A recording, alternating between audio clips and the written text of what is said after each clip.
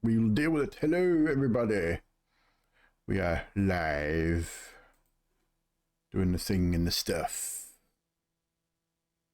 So, good evening. My name is Evldoa. Of course, everyone knows that by now. But we are live here with some D&D on the Kick, not the Twitch, which is a little different.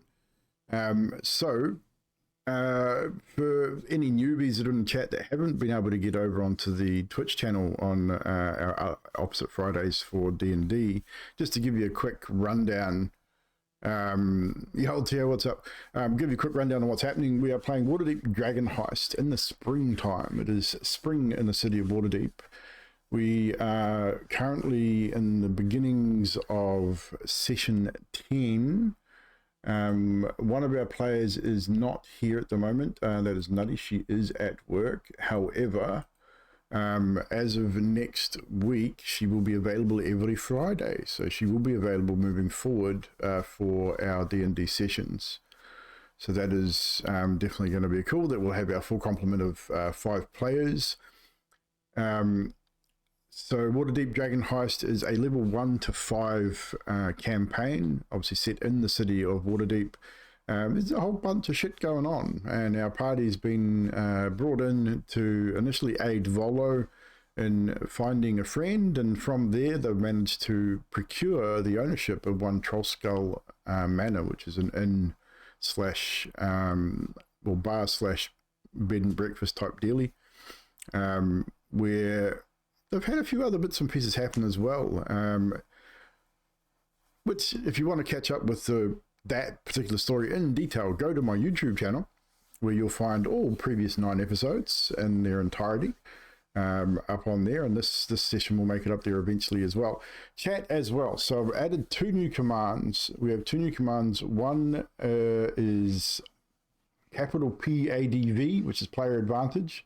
Exclamation point, capital PADV. It'll cost you 5,000 points, and it'll give the players an advantage. It is on a 20-minute cooldown, so you can give multiple advantages to the players over the course of the evening. Players, if you receive an advantage in the chat, you, as a player group, have the choice on who uses those advantages and when. So if you do fail an important roll, you can use that advantage to re-roll that particular failure. So I will allow it after the result, but before consequences. So as long as you chime in before I give any bad news, then you can use that advantage. The other one is capital DADV, which is a DM advantage. So you play chat, you can also give the DM advantage as well. It's also 5,000 points and on a 20-minute cooldown. Obviously, I get the same option. I can use that advantage to fuck with the players as and when I see fit.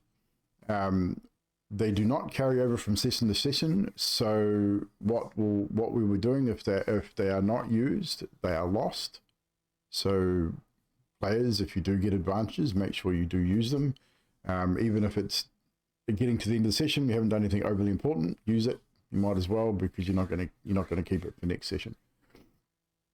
So, without any further ado, we should probably get into tonight's session. So what you really mean is attempt to shag someone at the end of the session. Well, you could if you want to. And use advantage to do it. Considering you're all men, if you want to shag each other, that's up to you, Dags. I know Dags bends a little bit that way, but I'm not sure if Droplet would appreciate it. You'd probably lose something quite important with a quick flick of the wrist of the katana. You never know. I don't know. It is what it is. But anywho, we will kick it off. I do need to mute this tab though.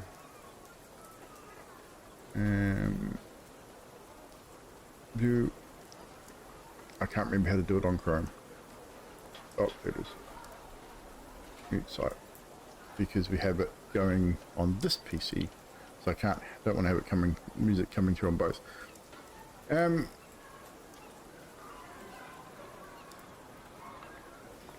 right, I will actually mute gaming PC. Right, so without further ado, we're going to kick off tonight's session with our recap from last session. So the last we left off, Dags couldn't sleep and decided that Droplet was his best bet to retrieve his property from a Brigandiath operative, which he had seen earlier in that day. So heading to Droplet's room, he recruited the Kinku, who quite eloquently leapt out of his window and across the rooftops with young Dags in tow. You eventually find your target, shall we say, in one of the Brigandiath hideout slash CD bar that Droplet is aware of after spending some time in this town dealing with a lot of the factions. After a short time of sort of scouting the area, a rather drunk man leaves the establishment and starts towards an alley. It is quickly realized that this particular man is the person that holds Dag's property. He heads down the alley and begins to relieve himself with a little bit of stealthiness and semi-performancing on alley cat sounds, which didn't really go too well according to plan. You guys found yourselves with this particular gentleman at katana point, at his throat, Dags at the rear. A little bit of, it wasn't too much conversation at this point, but then Dags attempted to render this man unconscious. Unfortunately, positioning wasn't the greatest, and with a blow to the base of the skull, he was forced onto the blade of the Kinku monk, Droplet, opening his throat and allowing his life force to drain freely and quickly. Dropping to the ground, bleeding out into the dirt, Dags retrieved his property, and the two of you fled the scene back towards Trollskull, hoping that you were not seen by anybody, especially the Brigandiath, because that could be a major issue. City Watch could probably be an issue too, but you're pretty sure that you weren't seen. You didn't seem followed. No one pursued you openly. So as far as you're aware, you've gotten away fairly cleanly in this instance with your unintentional murder of this gentleman. The next morning, as Dags and Droplet still slept, Jane headed out early to try and track down some information on Leaf, the poltergeist that you have staying with you in the Trollskull, as the workmen continued the renovations. Xerxes found his scales had been scattered and the flour an ashen grey. Not entirely certain of why, he headed upstairs. Maybe a prank, who knows, a message, unsure. But you head upstairs to have some breakfast and you find Elliot in the kitchen. You both sit at a table and engage in conversation. However, this conversation was rather pointed and resulted in an enraged Elliot lashing out at Xerxes. Not really doing too well in that endeavor, however, and Xerxes returning the favor with a backhand of his own, which definitely woke Elliot up somewhat, leaving a trickle of blood and a split lip upon his face. No disdain, however, between the two. They still, not that you're firm friends, but there was no major animosity at the conclusion of this conversation. Suddenly, however, all of you are rocked and shaken. The two sleeping party members woken abruptly as a large explosion out in the alley of Trollskull is heard. screams and people, the people's murmuring voices can be heard from outside. All of you headed to investigate.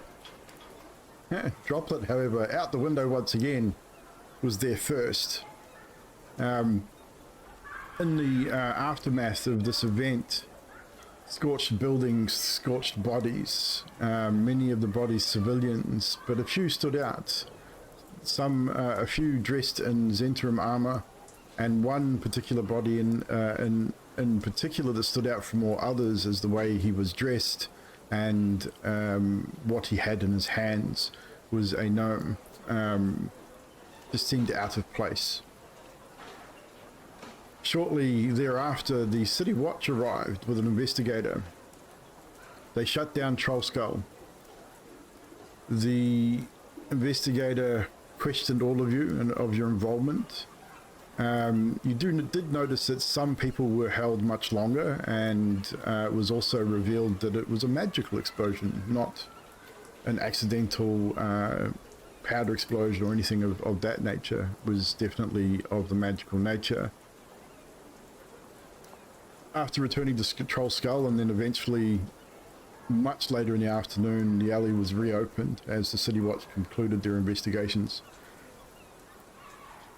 Xerxes and Elliot discovered the events of the previous evening and thought it best to maybe find out exactly what had happened.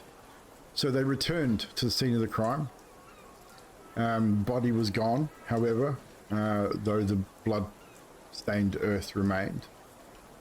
Xerxes forcing Dags and Droplet to their knees and performed a rite of funeral to a degree to maybe help this deceased person possibly pass on, but also to teach a lesson to the younger of the party. Elliot, however, milling around, sort of not wanting to be involved in this situation, sort of separates himself a little bit, peering into the darkness of this establishment, sees something that disturbs him quite profusely, and it spooks him somewhat, and he is very quiet on the walk back to Trollskull. The evening ends with a formal dinner. Many of you coming in as formal of attire as you can. Elliot coming to realization to his connection with Dags, perhaps with things that were seen towards the end of dinner. Dags also seeing something very unusual as he retired to his room for the evening as well. In his mirror, not thinking too much of it. He is rather, I mean, most of you had been drinking. Dags was rather inebriated himself, so probably didn't think too much of it, but it was unusual nonetheless. Elliot covering his mirror. Did he, I forget, did he drink the wine that was in his room? He put the whiskey under the jacket. The whiskey, that's right. He put the whiskey under the jacket, covered the mirror. Not feeling the presence of his patron at this time, which is very unusual. Normally that presence is persistent, which was both comforting and disconcerting at the same time for Elliot, after this, obviously this realization of this possible connection with Dags. So pretty much this is where we're going to pick up, as you guys, unless you guys had anything you wanted to do before you turned in for the evening, we can pretty much start the next day. Nope, nobody? Cool, nice and easy. So if you haven't done so already, you can all take a long rest if you need it. I don't know that you do, so I don't think we had anyone taking any damage majorly, but if you do need a long rest, take it. The next morning is, again, bright and early. The workmen return. Jane if anyone is up early enough, would spy Jane leaving early once again, as she did say that she wasn't able to find any information on Leaf, but had a couple of leads. She was going to the telegram office to send a telegram, and she was going to call in on a potential source of information. She would be gone most of the day.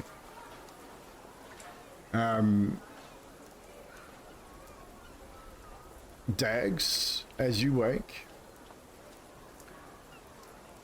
I think probably your hands instantly go to your neck to make sure it's still there. And sure enough, it's the small silver pendant with the opal in it is still firmly around your neck. It's comforting that it's there finally. Even now you can feel that you have just a better grasp on the arcane. That having that with you now, you can focus so much more clearly on almost everything. Like even just a sense of being is clearer now than what it was prior. You're less nervous, you're less anxious, just something about it perhaps. As you sort of get up and don your armor and walk past that mirror, I would say instinctually you look back into that mirror, maybe a memory of the night before. All you see is your own reflection, nothing untoward. But we will get the first roll of the evening, which will be a perception check from Dags with a 15. That's pretty good for the first roll. You do notice, as you sort of look in the mirror, you see yourself, and as you turn to go to the door to head downstairs to get some food, you notice just a slight, almost a shadow just moving in the corner of your eye, and you turn back towards the mirror and there's nothing there. But there was definitely movement. Do you stop to look around? Do you stay? Do you dismiss it? What do you do? I think Dags would probably just get out of the room. Just kind of like, nope, nothing. I mean, Leaf. Leaf is there. I mean, do you maybe put it down to him, or I mean, it was definitely a shadow more than a spirit. It was just a fleeting, quickly moving shadow out the corner of your eye. You couldn't really make out what it was. Dags probably thinks he's hungover, so probably a little bit. So you exit the room abruptly and head downstairs. You would probably... Well, actually, we haven't really gotten a morning routine from Droplet yet either.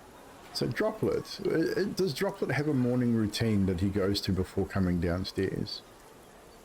Because the last couple of mornings have been a little weird. This is probably the first natural morning that you've had. So we'll leave Dags there for a moment, and we'll go over to see to drop in on Droplet, and what does Droplet's morning routine look like?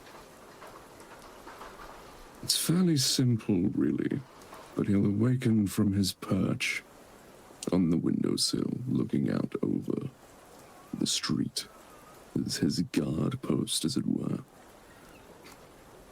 He'll see the risen sun. And what he would do, after scanning to make sure that everything was okay, very, very quickly. Quick scan of the... suspicious. Yeah. He's lived here a while. No, he knows what's need going for on. a roll of this, but a quick scan of the street doesn't reveal anything untoward. I mean, obviously, as you look down towards where the explosion was, people have started to fully start to clean up and repair the damage that was done. But obviously, all the bodies have since been removed. And then he would step down from his perch. He would collect his sword. He would unsheath the blade, placing the sheath down on the windowsill. place the katana across his talon palms as he kneels by the windowsill and internally just speaks a silent prayer to those that he lost that day. No Before worries. resheathing his katana, bowing to the risen sun, and leaving to join his comrades. Before you leave the room, and before you resheath the katana, as you hold it across your palms, the sun hits it, the morning sun. You get that glint of the morning sun, and it sort of catches you in your eyes. You would instinctually sort of shy away from it because it's a quick, bright flash of sunlight. But in an instant, you get a pain in the back of your skull, like a really intense, almost migraine-inducing. And instead of a silent prayer, as you kneel down, that sort of continuing, not much is going to dissuade you from doing what you're doing. Droplet's beak opens, and you speak the words of the prayer. Not in the voice you've heard before, as is always the case with Droplet. Normally, if he was to speak these words, they'd be in the voice, the mimicry of his mentor. The voice is foreign to you. It's not a voice you've heard. But you speak the words, you go through the prayer, not stopping, almost like you can't stop. The prayer concludes, I would say, leaving you very confused, because as a Kenku, you remember everything you've heard. Every voice, every syllable, every tone, which is the reason why you're able to repeat these things flawlessly in the voices that you've heard. You know this is not a voice you've heard before.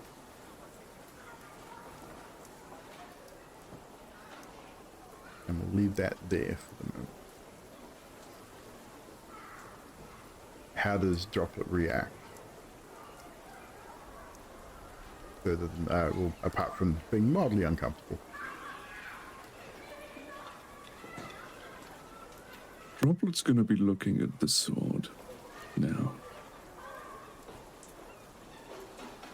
Trying to correlate where this came from. And all he can think, all he can see, is that this came from the sun.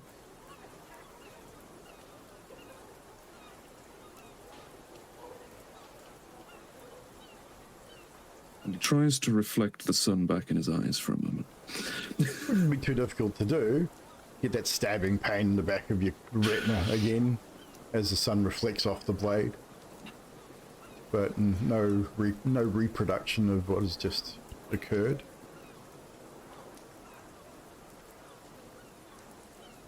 So looking at the sun, as best he can without blinding himself. Blind! Squinty little blurred eyes looking out the windows. And nothing further. He bows his head,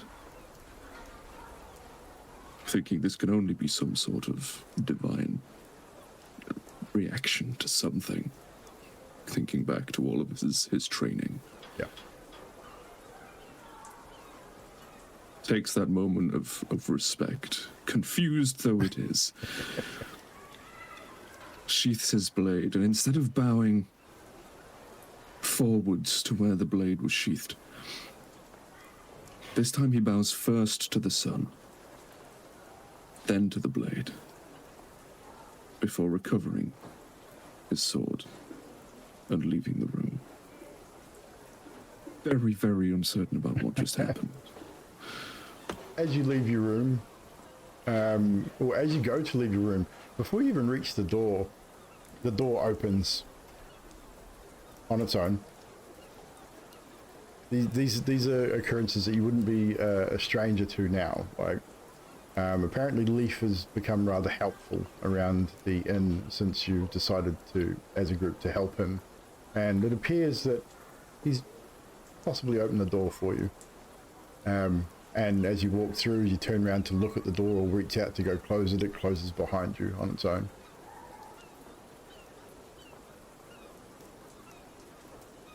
We'll leave Droplet there as he's heading down to the kitchen for food for the morning.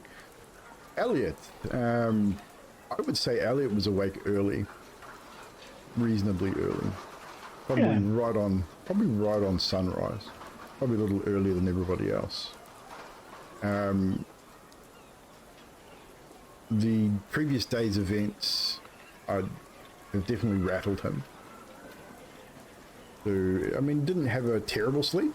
In fact, it was a very peaceful sleep, dreamless sleep even, which is interesting because that probably doesn't often happen for Elliot. But still awake early. The figure he saw in the Brigandiath establishment probably still fairly clear in his mind. Also very clear in his mind the figure of his patron standing behind Dags in the kitchen the night before. And as your mind sort of drifts to that, funnily enough, the presence of your patron is stronger than ever. Not speaking to you at this moment, but he's there. Once again, that dark feeling, that darkness within you is very present once again. Yeah, so Elliot would he's sort of very methodical about how he gets dressed, and part of it's just to ignore the patron and sort of be in the moment. So, you know, he pulls his vest down, he slowly rolls his cuffs up to his elbows, and it's very deliberate and kind of old man sort of. He's an old man. Getting fancily dressed. And you can't see his leathers. He wears fine clothes over his leather. And then he goes to grab his coat, which is hang on top of the mirror. And first he sort of looks to see if the bottle of whiskey is still tucked underneath. Yep, still there. And then he sort of like runs his hand up the side of the coat and just pushes it slightly so you can only just see the mirror to see if there's anything in the mirror but the inside of the coat. Nothing unusual in the mirror today? And then he takes the coat off with a flourish, puts it on, and he looks in the mirror and he's like, maybe today you'll be less of an arsehole. And part of him's thinking of his patron, but part of him's thinking just of himself. Yeah. And the way in which he interacts with the others in this place. And perhaps that some of the things that have been outside of his control, he might have had a little bit more control over if he was a little bit more sociable.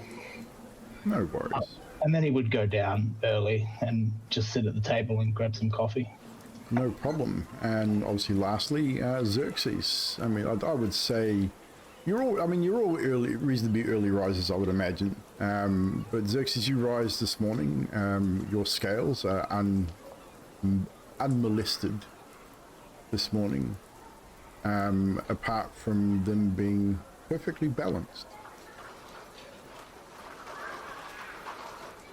I take the 2 coins off again, pocket them again, and then slowly proceed to start donning my armor. Takes you a good 10 Tedious minutes task. in plate. Being plate takes you a bit of time. When I get to the mask, I look at the mask, and I think about how uncomfortable it is to wear, though it serves two purposes, both to somewhat hide my identity, but also to hide my hideous features before strapping it on. Does Xerxes have a mirror in his room? Is probably a good question to ask at this point. I didn't ask for one, so if there wasn't one already in the cellar, then no. I mean, I wouldn't assume. I don't think Jane would have put one in your room. And I don't expect Xerxes isn't one to necessarily want to be peering at his own face the way it is. Yeah, that's what I kind of asked. Whether there, if there was, would he have removed it or maybe turned it around? But I don't think Jane would have put one in there, knowing. I mean, they've all seen your face, so I'm assuming that Jane would have enough intelligence to know that he probably really doesn't want to be looking at himself in the mirror too much. So, anything else before you head upstairs? And then I just take up my symbol and think about the ones who have journeyed on from the previous day before putting it away and returning upstairs. No problem.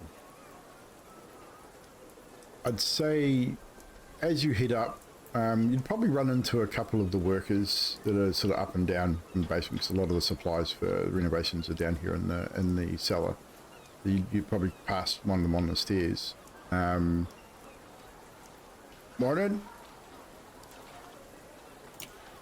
Morning. One of you didn't come into my room last night, did you? Or the night before? To be honest, I didn't know anyone was living down here. Actually, are you we're just down here getting timbers and nails and stuff for the renovations. That's we're not permitted to go into the rooms, and none of the workers ever do that, as far as I know. Okay, well, best you don't come into my room. Right, you are. And it's for your own benefit, not that I am particularly hostile in any way. He sort of looks at your armor and the. I mean, I'm assuming you don't have your flail or your shield with you, but just looking at the armor, that's like, it sort of gives you a bit of a look, as to say, you're right, kind of thing, but not saying anything, trying to be polite.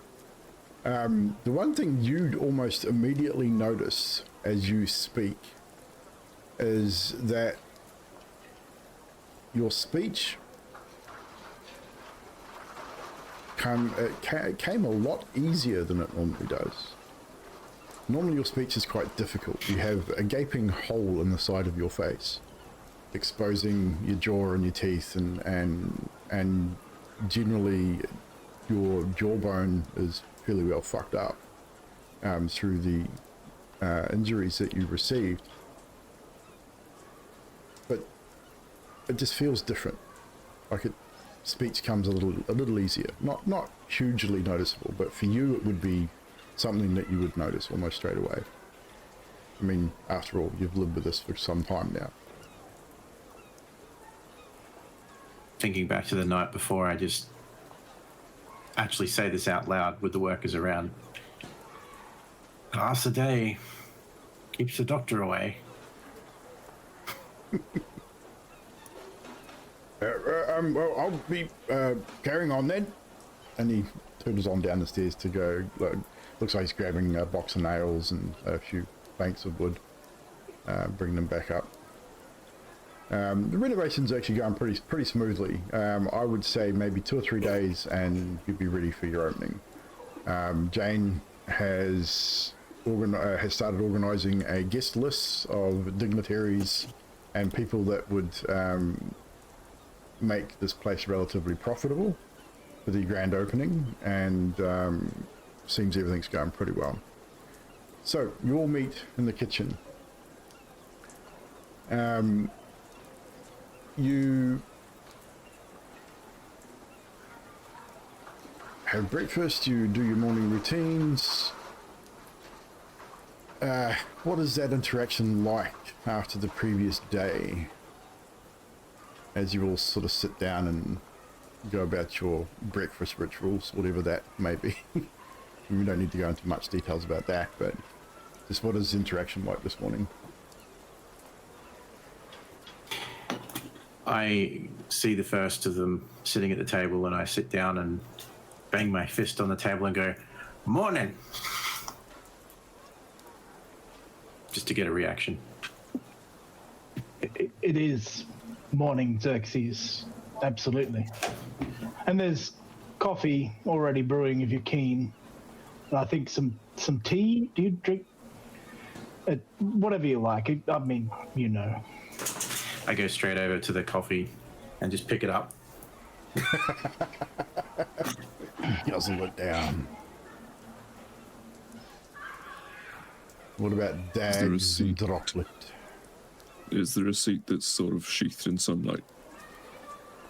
Not in this room. There is a small window because it's like a commercial kitchen, like it's a large kitchen that's for the in itself. There's a place in there which has been set out for you guys to have a table to sit at. So there is a small window towards the back, but at this hour of the day, there's no sun coming through that window. So the light in here is from a gas, an oil chandelier above in the center of the room. Droplet would find a pitcher of water and simply take his seat. Dags? Eggs would probably drink some tea at this point. And all that stuff's available for you. In fact, there is a lady present in the kitchen. It's not Jane. It seems that Jane not only is trying to figure out what's happened to Lisa, she's organised your chef for the inn to get an early start, and she would have greeted you all as you came into the kitchen. She's busy sort of busying herself around. She would have made sure the coffee and tea were available, whatever you require. In fact, Xerxes, as you go to pick up the pot of coffee and proceed to start drinking out of the pot, she comes over and slaps you on the back of the hand. And now you put that down. Bad man, where were you brought up? My God. Put that down. Go sit down, I'll bring you a cup. Yeah, apologies. I forgot to mention the new addition. Well, I mean, Jane did say that you were a interesting bunch, and it seems she's quite correct. Oh, forgive me. My name is Myrtle Copperpot, and I will be your chef, your cleaner, whatever you need. Well, mostly. So if you will go take a seat, I will organise some bacon and some eggs and more coffee, tea for the young fellow over there. I'm not entirely sure what birds eat besides worms, but seems happy with his water. Well, Jane said he doesn't really talk much. So what does he eat? Perhaps would you may know what that might be? What we eat? What is it? I mean, I don't know what birds eat. I mean, I've never met. Well, I've seen a few of his type around town, but they don't really talk much and keep to themselves.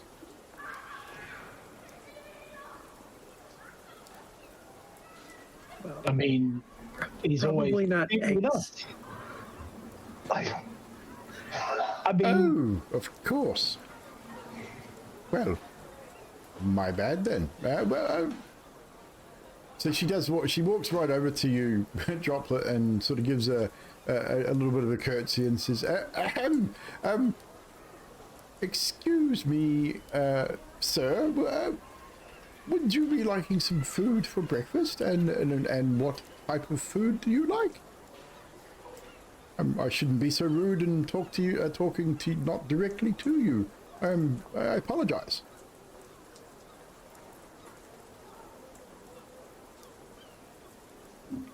Droplet just kind of looks at this woman for a moment and does his little bird eye blinking. He kind of, she almost mimics you, like blinking almost in unison back at you. I mean, she's got, like, give you a description of Myrtle. She's an elderly lady. She's probably in her late 50s, I would imagine. She's quite rotund. Like, she's not like obese or anything like that, but she's a buxom woman. Scruffy greying hair pulled back in a bun on the top of her head. Think Mrs. Doubtfire almost. That similar sort of look to Mrs. Doubtfire. And yeah, but she's sort of folding her like fingers interlaced in front of her while she's talking to you, and as you blink at her, she's sort of blinking back at you with like really steely grey eyes, quite light grey too. It's unusual sort of eyes, but just she meets your gaze, not phased by you at all or anybody else in the room for that matter. He's not used to people coming to talk to him directly. So it takes him a moment, and as his beak sort of slowly opens to respond, she hears what sounds like the clasp of an armored fist against a breastplate, and a voice that just says, "I will see it done." She just And blinks. Droplet gets up and goes to find some bread.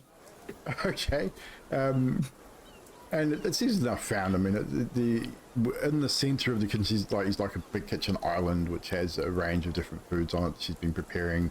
Looks like she's been making a pie, some form of pie, perhaps. There's a side of probably a pig on there being butchered and things like that. So there's plenty of food in it around, and there's fresh bread, and I would say it's still probably warm, probably fresh out of the oven that morning, and the smell of freshly baked bread and things would be quite strong in the kitchen as well. And as you go over to the bread, which is still it hasn't been cut, so it's a full loaf of freshly baked bread. Do you attempt to just grab it yourself, the whole thing? Do you go to cut it? What is the intention here?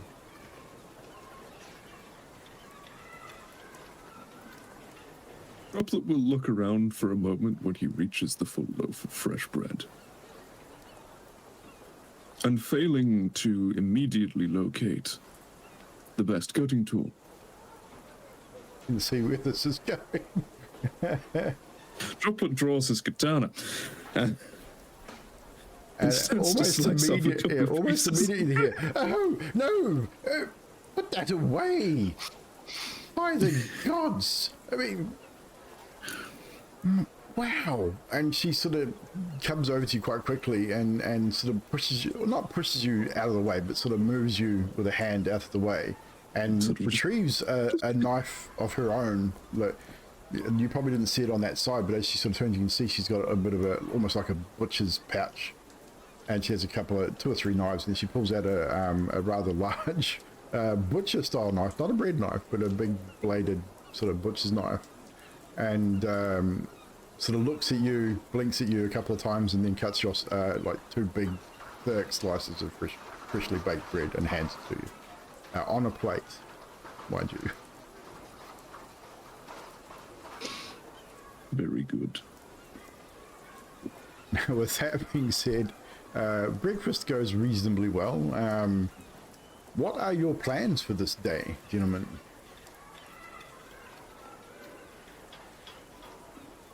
Well, now that we're all here, I feel like there's something I should say. I've come to the understanding that you will do as you like.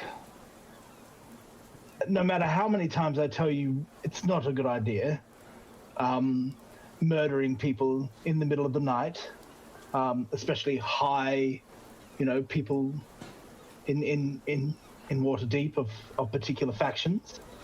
Rushing This into mention, Droplet's just there pecking at his slices of bread, and when this comes up, he's just pick. And Dags just like side eyes Myrtle, like She's not even taking any notice. She's busying herself around the kitchen. Rushing into crime scenes of interest to the City Watch and dicking around with the evidence. You know, these are things that generally I would dissuade you from doing, but as try as I might, I've realized that I simply cannot stop you from just complete fuckery.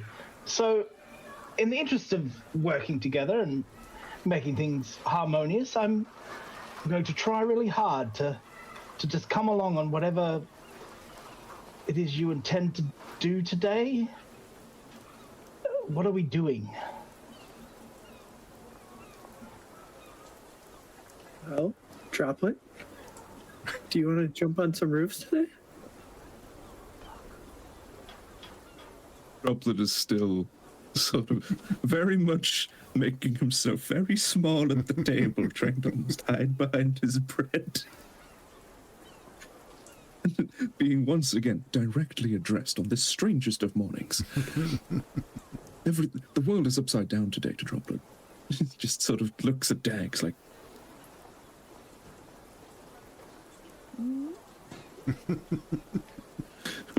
making sure to put, as he shakes his head, very obvious side eye over to Elliot. Just like, no.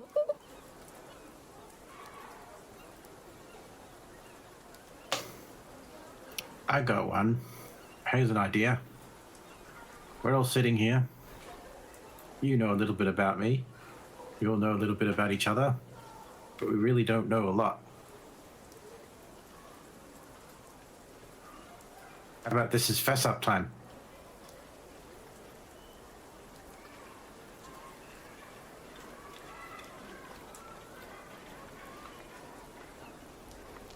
Fess up? Well, I must confess, I always thought that birds couldn't eat bread because it was bad for their digestion. But I've been proven wrong, haven't I? As you see Xerxes pushing the meat to one side, and he's quite clearly just touching the non-meat product. God, he's a vegan.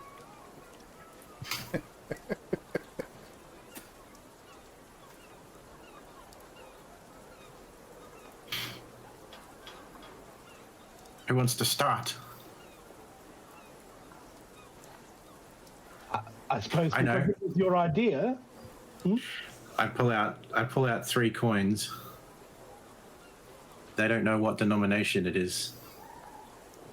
And I get them all to pick one from my hand. Like under my hand. I have to take it out of my hand. So they can't see what it is. The person with a gold coin goes first. Okay, well, I can actually do this. So I've got a thing here called a roll of fate. So I can. So that you give everyone a coin, or just the 3 coins? Everyone picks a coin, but there's one of each denomination, and whoever's got the gold coin, because I've got a gold, a silver, and a copper. But there's Is this clearly there's 4 of you, explained not to 3 the of you, table? though. It's my thing. I go last. Okay, so no, that's fine. I can remove you from this fate roll, All right. and we can put these guys into the fate roll. And what happens is Droplet pulls out one of each coin and holds it under his. Okay, before we do anything else, we'll roll this fate roll, then we'll do a sleight of hand check for Droplet to see if he can weasel his way out of it. Droplet just doesn't know what's going on. So Elliot was chosen. So Elliot receives the gold coin. So it seems the fates have decided that you should tell your story first, Elliot.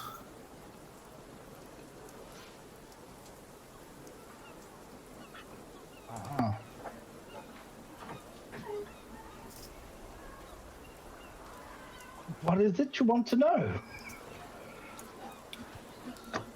Well, if we're to be traveling and living with each other, then tell us everything that we should expect. I feel like we need music for this.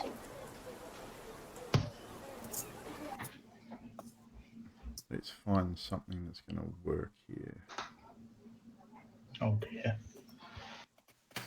Definitely not battle music.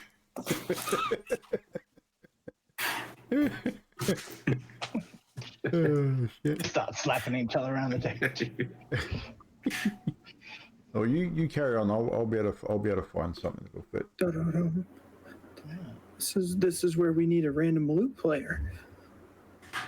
We all have a bit of an idea of what each other's skills are, but maybe we could go into a little bit more detail there if that is easier to break the ice with. Suppose I could share a little bit. I've been around for quite a number of years. I think I'm even older than Mabel, although Myrtle. years not Myrtle, not Mabel, Myrtle, Mrs. Doubtfire. Yeah. Although the years don't seem to have been as kind. Oh, shit. Anyway, right, on the spot. Before this, I was in my younger days, a bounty hunter. Although I didn't get into too many scrapes, because if you do business sensibly, I want to point this out to you young fellows, if you think smart, you don't tend to get into too many scrapes. People do not need to be murdered outright. Sometimes there are peaceful ways of doing these things, and that is what I tried to do. Sometimes things did not go well in my work and my private life, but for the most part, I didn't need to get my hands dirty too often, and I enjoyed the finer things in life, and I think for the most part I've lived a life. Yeah, good, no. Yes, anyway, it's someone else's turn. I've said a lot of things, incoherent or otherwise. This audio track is called a halfling in the kitchen, so it kind of works. He just sort of pushes the gold coin into the middle of the table. Does that satisfy Xerxes? That's a good place to start for round one. Who had the silver piece? So I will make another fate roll here. Dags had the silver piece. Well, I'm just a petty thief, if that counts for anything. There's not a whole lot to me. I stole things for a jeweler of sorts, and that's just kind of me.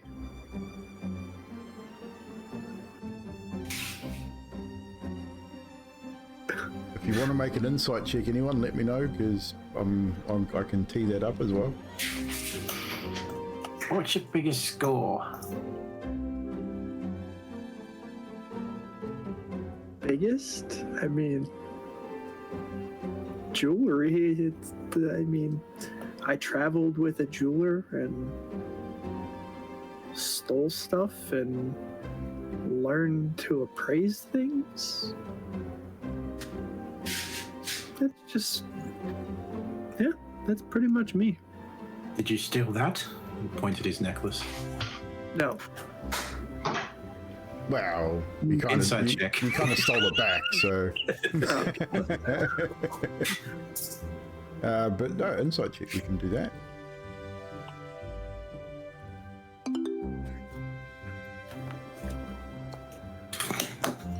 He's, as far as you're aware, he's been 100% truthful.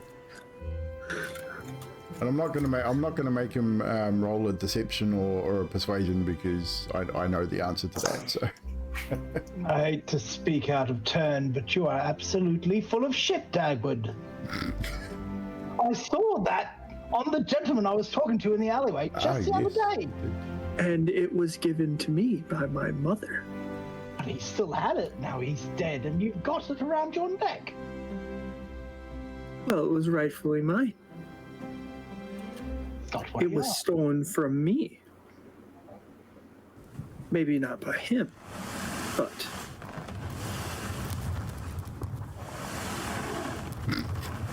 halfling in the kitchen sounds like he's sawing a fucking. Jeez. Oh, I know what that was. He's getting at that bread with the katana now.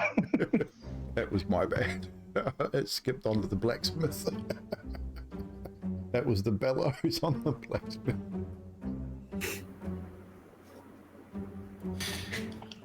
and with that, I'm going to cool down my tea with prestidigitation. Aha. No need to roll to cast it this time. It works perfectly as your focus, as you're able to focus 100% on your spell. Not a bad little trick. You do anything else? Well, now maybe.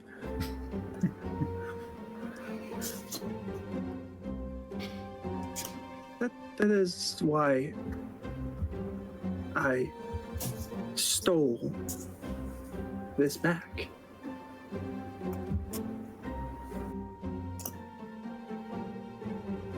I turn my attention to bloop. No need to make another fate roll. As Droplet, you hold the final piece, the copper piece.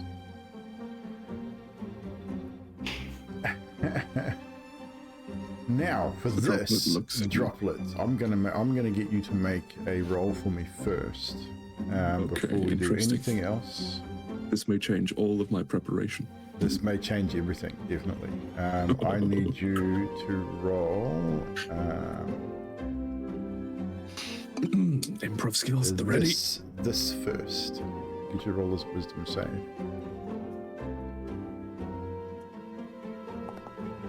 That is not great. That is not great. That is a 9. It is a 9. Which, when I say it's not great, it's good and it's bad all the time. It's not really bad. It just means that something happens. So, as Xerxes sort of beckons to you to tell your story, you can think. You don't have free thinking, but you can think about things you've heard, and obviously you've had training and you've got memory. Without even thinking, however, at this point in time, you open your mouth, and that same voice that you heard this morning when you were making your morning prayer is what you hear in your head. This time it's not a predetermined thing. For the first time in Droplet's entire existence, your thoughts are able to be put into words. Your words with your voice.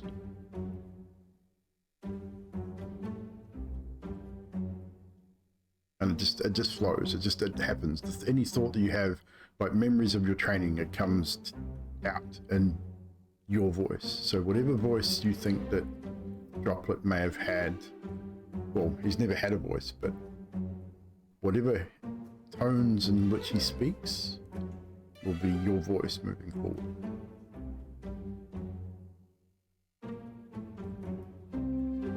One thing I never had to prepare with a damn Kenku. And I did this on purpose because I knew you wouldn't be prepared, and I was going to put you on the spot.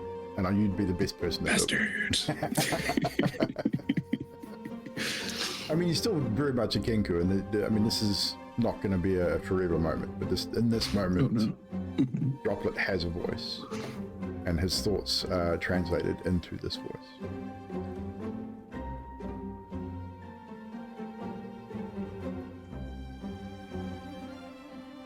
if you want a moment to think about it, we can go to a break for a couple of minutes. I'm more than happy to do that. We have a toilet break if you want to give it a little bit of thought. We'll go for a toilet break, just real quick, guys. Probably a good idea. I want to do something good. I need to pee anyway, so it probably worked out pretty well. And me and Dill had to be put on the spot. He gets a toilet break. Yeah, but you guys have a backstory, and you have a voice already. Christ. I mean, I know Neon was prepared to come out with some quote of some description, like a quote from his mentor from his training, which is why I wanted to put him on the spot. Several interesting ideas there, but now none of them will work. See, this is what I do, chat. This is what I do. I fuck with my players. But we're going to be right back. We're going to go for a 5-minute potty break. We will be back very shortly, and Droplet will enlighten us on some things and stuff. So don't go anywhere, Burb.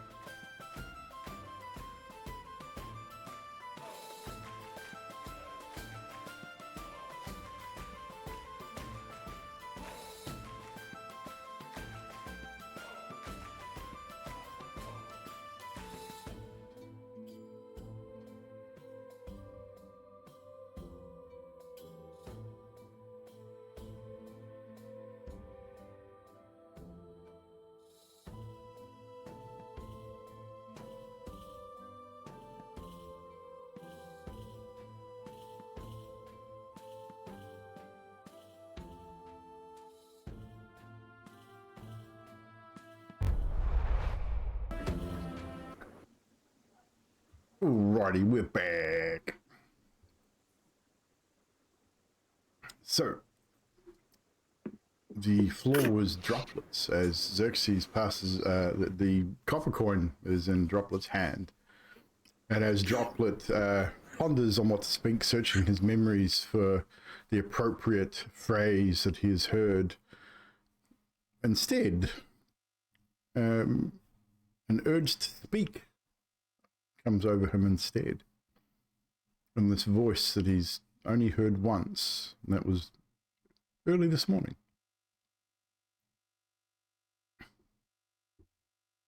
As he searches his mind and is expecting to come out what he was envisioning, he surprises himself when out of that beak comes that same voice of this morning that instead says, coherently, born,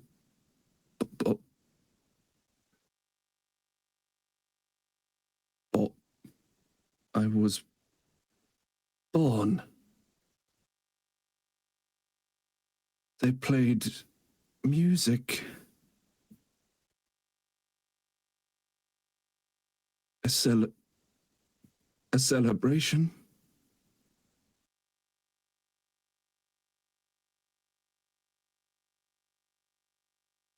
And you see this emotion that you've not seen on Droplet before sort of just wash over his face. The bells tolled. Feasting.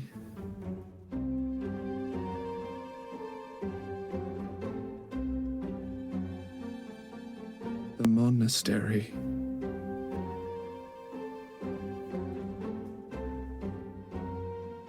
Just so ways down the road, outside Waterdeep.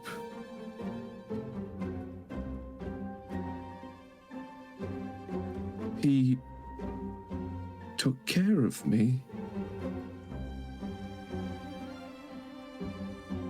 Valderon.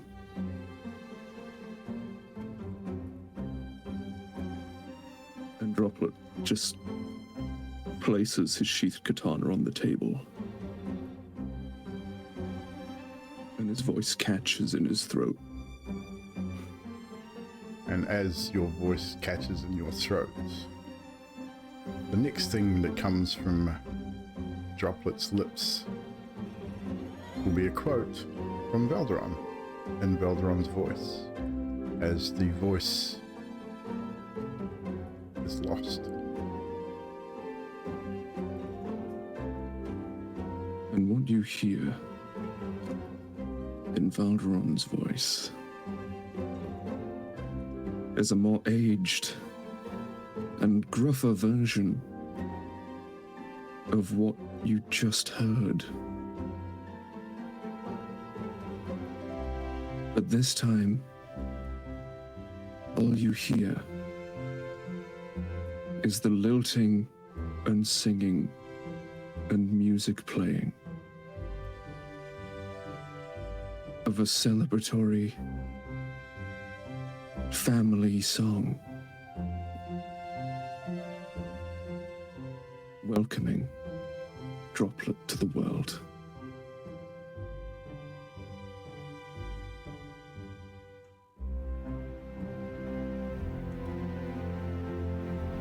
There we go.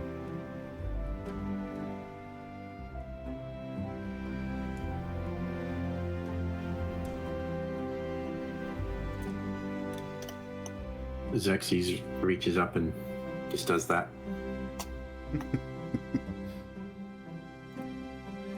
Realizes he's got some dust and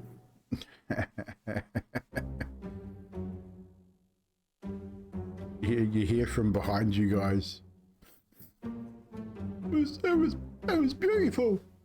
As one of the workers, not you initially turned to see if it might be Myrtle there. She's still carrying on whatever she's doing, and you got this builder covered in sawdust, and he's obviously come in to get a drink or something, and you see the tears streaming down his dust-ridden face, and his eyes are red, and he just sort of wipes it away, wipes the snot on his sleeve, and sort of as he makes his way out of the kitchen.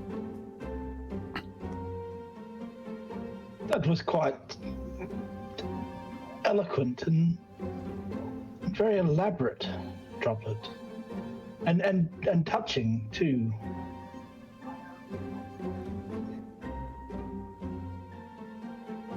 Droplet's just looking at his katana, and yeah, head bowed. He can hear you, but he's almost not there right now.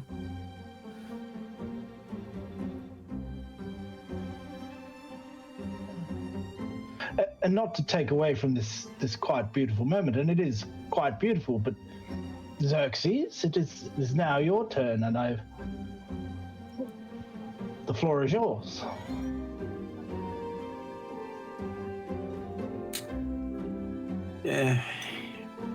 You know some things about me already.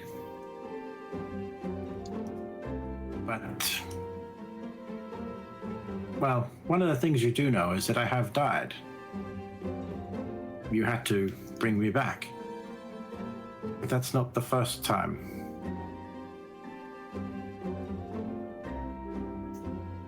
And it was the events that caused the first time that led me to be exiled from the Zhentarim.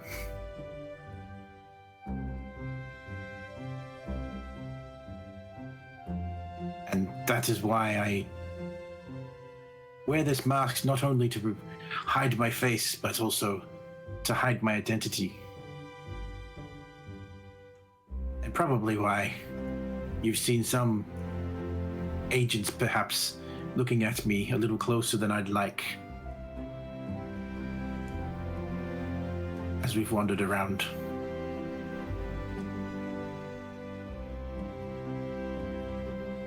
But I must give thanks to my deity, Kellenvor, for bringing me back. Sorry. I fucking can't hear my mouth. What the fuck?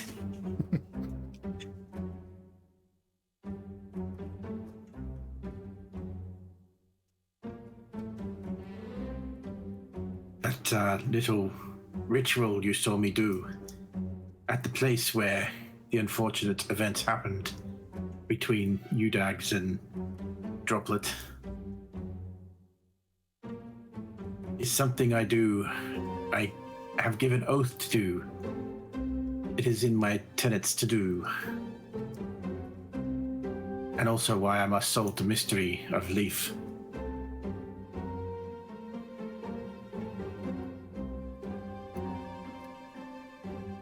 And I mean with the greatest respect to you, Elliot,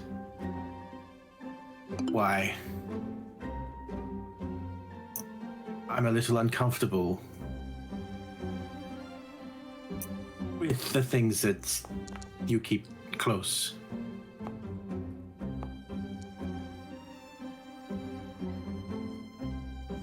Get you to roll those perception checks, guys. Of course, it's always fucking Droplet, isn't it? The one that can't really speak. But Elliot, you do also. But Elliot and Droplet, Xerxes' inflection in his speech, as he speaks, seems a little different today than he used to. Like, he normally speaks quite almost whispery, but you can almost hear the sucking of air through the hole that he has in his face. It just seems a little less, like a little, again, just different. Like, it's probably not hugely noticeable, but there's definitely a difference in the way that he speaks.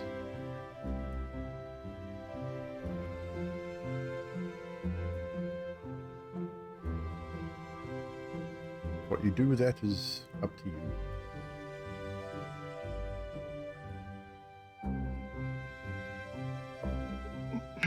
With that in mind and your history with the Zhentarim, why would you come back to this ass crack of a city where they're literally everywhere? I was summoned, probably much the same as you were. I'm sure we've all been asked to be places from time to time, but sometimes there's a point where you just tell people to get fucked. This is true, but I'd been exiled long enough, I suppose. I felt I needed to get on with my life.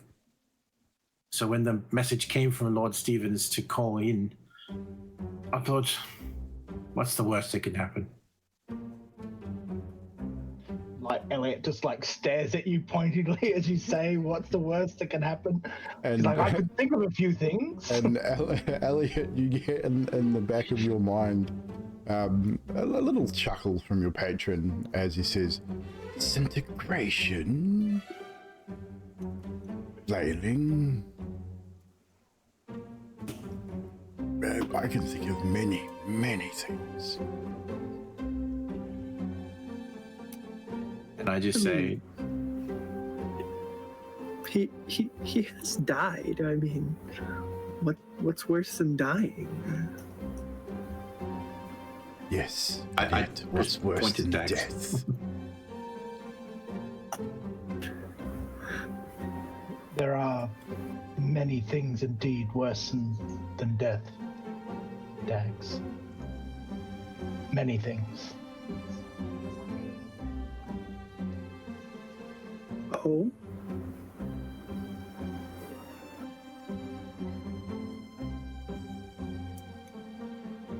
Zax is just watching Elliot very closely, waiting for his answer. Just the things. That's many.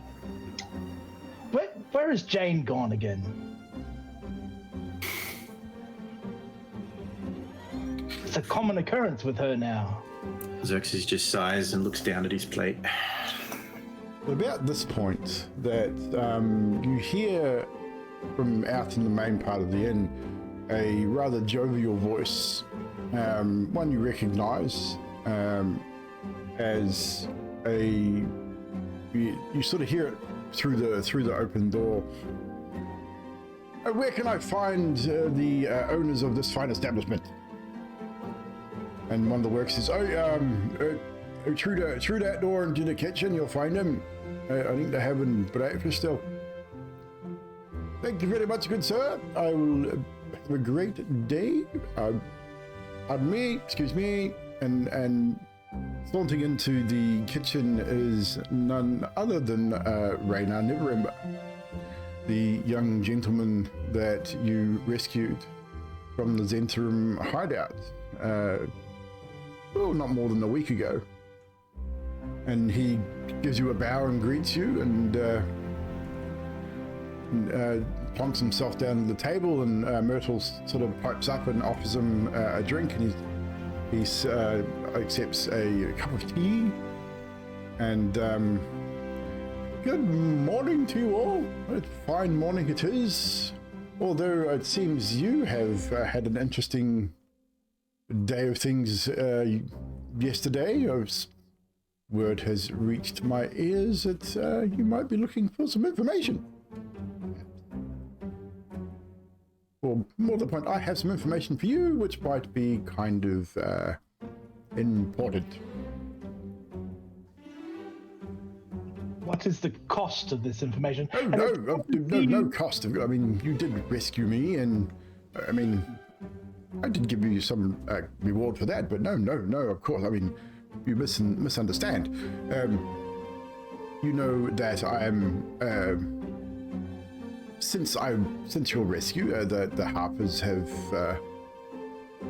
been watching closely, and kind of at my request. I mean, the Harpers are one of the better factions here in town, and well, let's say that we're keeping an eye on the Zhentarim action around the place, and some of the Zhentarim Guild hanging around as well. But they're keeping an eye on things, making sure that nothing untoward happens to the this wonderful establishment of yours. But in relation to the large disturbance of yesterday, I understand you were questioned by the city guard. They're wonderful folk, are they not? Very persistent. But I have some information that might be prudent to potentially alliances for you in the future. Not particularly with the Harpers. I mean, they do their own thing, but rumor has it that you've done a little bit of work for one Zenithar, and while that's probably not the wisest of choices, Zhentarim's not much better. But anywho,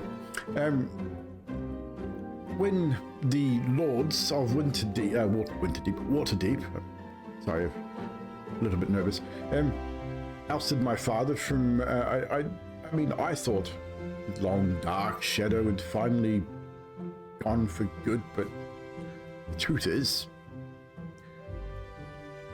I want nothing to do with him. But his spies hound me night and day, and drives me absolutely balmy. However, I digress. There was a gnome by the name of Delikar. He'd been watching me for a while, and about maybe 10 days ago, he was suddenly nowhere to be seen. I mean, everywhere I would see him everywhere. Everywhere I went for a meal, he was there. I went for a drink, he was there. I went into the red light district, he was there. I mean, he was everywhere. But all of a sudden, nothing. Now, my father doesn't trust many people, but he trusted that gnome. So it is, I've done a little digging, which might aid you. I mean, I spoke to a few of Delikar's friends, and apparently he was on a special mission for my father to retrieve an object called, what was it again? The Stone of Galore, I believe it was. And was afraid that the Zhentarim and the Zhentarim Guild were close to catching him. When he heard about my kidnapping, he wanted more information about the adventurers, hence you, that had rescued me, of course. I think Delikar was planning to deliver the Stone of Galore to my father in Neverwinter. But he was going to pay you to do it, because you are very capable, of course. Obviously, you rescued me, you've done a few interesting things. I mean, word has spread about the cabals from Beach Burton and how you aided them, and people are taking note. So you are establishing a bit of a name for yourselves here in Waterdeep. So, I don't know if this information helps you at all. I mean, maybe that's what I mean, it was Delikar in that alley, was it not? I mean, a gnome, finely dressed gnome. You would have recognized him. He had a very finely crafted dagger that my father presented to him. Yeah. Dagger, there you go. So he was on his way to see you when this unfortunate incident happened. So maybe, I mean, you might find out why, where, perhaps, what happened, and I mean, I'd be willing to cross your palms with some more gold if perhaps you could get my father off my back. I mean, if my father's to get this stone, believe you me, it is not good. Apparently, it's a very particular stone which leads to a very particular treasure. A very large treasure. And I do not want my father to get hold of such a thing. He would use it for ill-mannered things, I'm sure. And what would stop us from simply taking the stone and getting this treasure? Be my guest. I mean, better that than my father having it. I certainly don't need So it. less you have information, more so you want us to get you information. Well, no, I'm giving you this information because then you can do whatever you do, and I can wash my hands of the whole situation and have nothing to do with my father anymore. I mean, either you find the stone, keep it for yourself, get the treasure, blackmail my father, I mean, to get more gold. I don't know. I mean, it's up to you.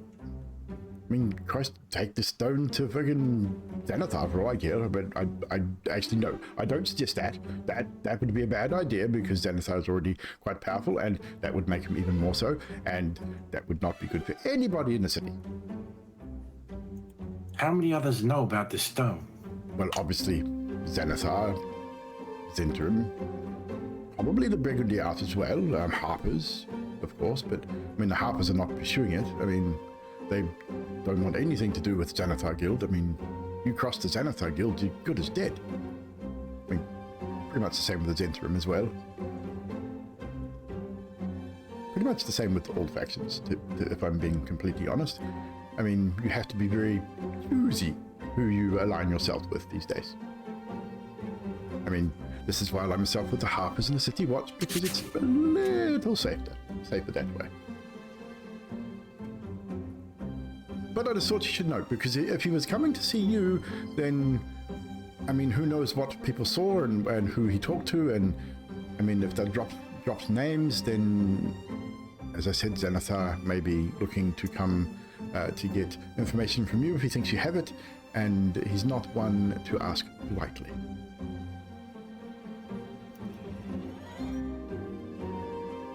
What do you reckon, Dags? What do I reckon?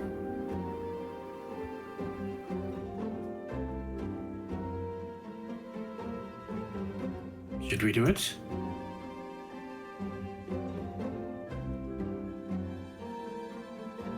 I mean, there is treasure. See, I didn't think I'd have to sway you one side or the other. What about you, Elliot? Oh, I'm Before sorry. you say anything, we already know the risks. I'm glad you do, because I stopped listening a long time ago. This man just vomits verbally. You should take breaths between words, sir. You'll suffocate. I've got very strong lungs, thank you very much. And I was taught by I learned from the best. You've met Volo, have you not? It's my mentor. He's an amazing author, and he's a good painter, and a doctor, a dentist. If you need any kind of work done, you go. Make sure you go see Volo. He will sort you out and just make sure that if he owes you money, you get money up front if you want to do that kind of transaction with him. He's a little, shall we say? I've heard things about Yes, Volo's doctoral skills. He's good. He's very good. Just don't let him perform any kind of eye surgery. He's not very good at that. Yeah. Are we done? We finished. Well, I'm finished. Would you like to? Oh! You would like me to? Oh. And he stands up and he bows deeply and he says, "Well, I've given you the information. Do with it whatever you will. And if you need my assistance, you can always find me at the Yawning Portal. Good day." And he just walks out the door. Why anyone would ever kidnap that man, I have no idea. I heard that. Shut up. And you hear him sort of trip over like a pile of timber outside. And but gee, who leaves that timber lying around a bloody inn? And then he eventually leaves.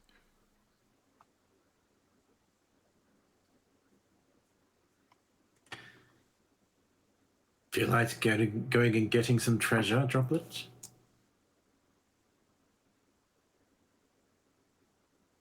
Droplet finally properly after just a moment longer, looks up from his katana to you, Xerxes. He drops his beak, and you hear an almost familiar voice here say, "For evil to win, all it takes is for good people to do nothing." He clasps his katana, pulls it to his side, and is ready.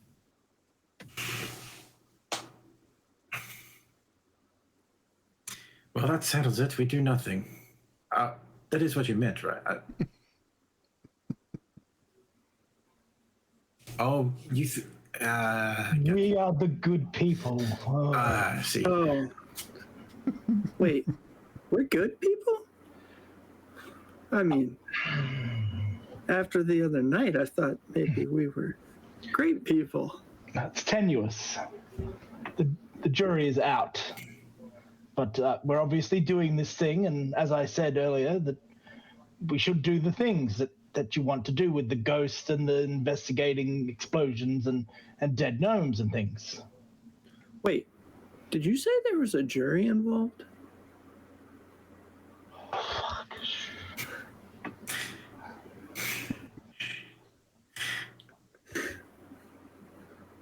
I look down at my symbol and just half shake my head. Where do we start? I mean, he gave us information, but where do we start with this information? Maybe we should go to the source of the explosion. The Try and dirt. pick up the pieces. The dirt. That's what the dirt. Yes, pieces of dirt. Pick up the pieces. Well, I've got a jar of dirt. but do we even know who killed him? An explosion killed him. Rather large Obviously, explosion. who started it? Who I'll started get the... you to roll a history check and see what you remember from the day before. It seems like you're all a bit waffling a little bit. So. Fuck. Xerxes and Droplet again. I mean, Droplet probably remembers most of what happened yesterday because he generally remembers most things. Obviously, the one thing that Xerxes and Droplet you both do remember quite vividly is the fact that there were 4 or 5 people held for far longer than anyone else in the alley and questioned. And it seemed that the investigator and the City Watch were very interested in talking to these particular people. And they had them separated, they kept them for ages, which was what forced the lockdown in the alley for far longer than what would normally happen. And I would say with the 17 Xerxes, you would remember not so much their names, but where they were located within the alley. So you'd probably be able to find them relatively. Were they the ones with the black wing symbol? No, they were bodies. That was Zhentarim. The victims, you can speak to the victims, obviously, if you know Speak with Dead, you know that. Or you can track down these few eyewitnesses. There was 1, 2, 3. There was 3 in particular that were held far longer. One, the 17 was the owner of Corallin's Crown, which is another establishment just up the alley. And the other one was a nobleman who was leaving Tiger's Eye at the time, which is an establishment in the alley,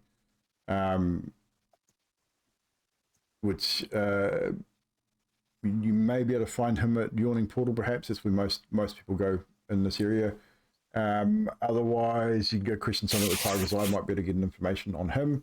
And then there was a 12-year-old boy who was also there, an urchin from the alley, as there were children killed in the blast as well. So there were a bunch of street kids basically, yeah. Now, Jane's off doing Jane things. So, yes, I there's say three eyewitnesses that you can potentially question to get some more information. Question, guys. Before we go off doing more stuff, shouldn't we have like a name or something? Is your name not Dags?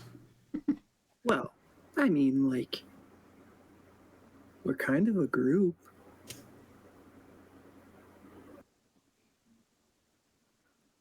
Being a little bit liberal with the word group there, perhaps. Well, we do stuff together.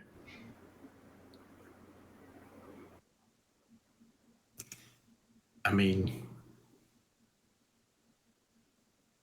We help people sometimes. we could call ourselves the Shootinims. I've done things with complete strangers and not had to put a name to it.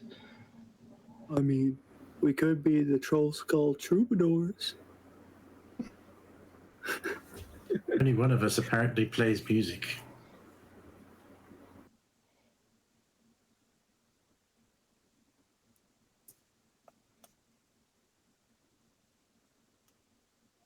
Droplet, any day now, say anything. Please, interject at any point.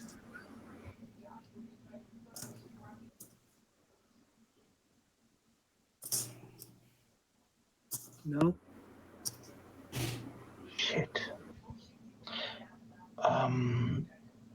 Witnesses were kept. We have some idea of who they are. Pick one. Let's get out of here before any more great ideas fall upon Dag's mind. Poor Dags. Droplet does mention one thing. Something you'll all remember quite clearly. Xanathar sends his regards.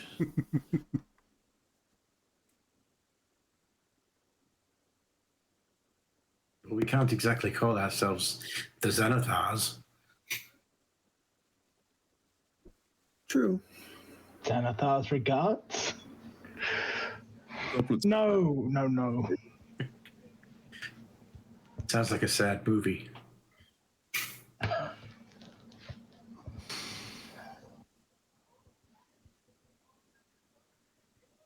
You just hear a light thudding from Droplet's direction. Anyone that looks would realize that here is the table, here is Droplet's head, and it's just going. Oh, that's great. I saw something like that, a toy that was made at, I think they called it perpetual motion. Oh, hell.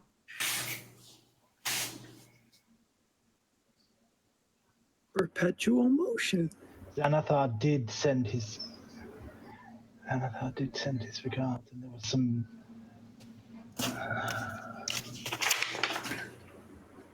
the people in the explosion. Right. No, I wasn't paying much attention then either, I'm afraid. Yeah, you were too worried about the guards. Well, someone's got to look out. I mean, we could be the Floon's freedom fighters. At this point, Elliot's going to get up from the table and it's too much. It's too much. Droplet eagerly follows. Where are you headed, Elliot? Just out to the front? Like we're in the inn, out of the inn? Where are you headed? Out of the inn. He's trying to, with the limited knowledge he has, because he really wasn't paying much attention to the time of the crime scene or anything that was said just before. He knows that there's something about one of them being at a certain place, and he sort of looks at Droplet, hoping that Droplet will either have a quote that'll help the situation, or he'll just have another moment where he just can say whatever he wants, and he just sort of stares at him with this vague hope in his eyes that he'll save him from the situation he's found himself inside, and the day will get better and more successful. I've got it. The Lost in Translations. As Elliot leaves, disappears with Droplet following behind, heading out into the street. Success and Dags. Do you follow? Do you stay? I look down at the desk just as if I'm still thinking, trying to get the ideas out of the wood grain. And I realize they're gone. I'm like, shit. I'll run off and go grab my flail and my shield. I would imagine you would all grab necessary weapons if you were going out into the world. Elliot and Droplet, however, as you exit out into the alley, out of the frontage is almost done. Like, as you turn around, you can see the Troll Skull Manor, the sign, being refurbished and actually looking. The front of the building is actually starting to look really, really good. These workmen have done a brilliant job.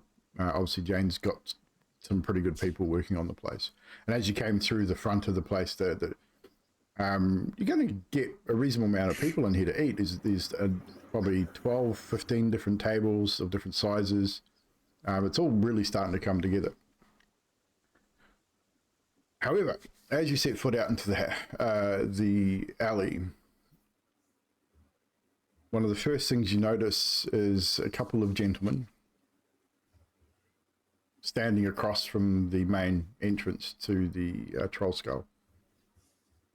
Clad in a very particular style of armor, one half-orc, one dwarf. Both you've met. They sort of stroll, as they see you come out, Elliot, they sort of stroll across the alley towards you. And it's the half-orc sort of hangs sort of half a step back behind the dwarf. Fine morning, ain't it? Yes, so far so good. Yes. I've come with a message. Well, kind of a question and a message from you know who. Firstly, do you have it or not?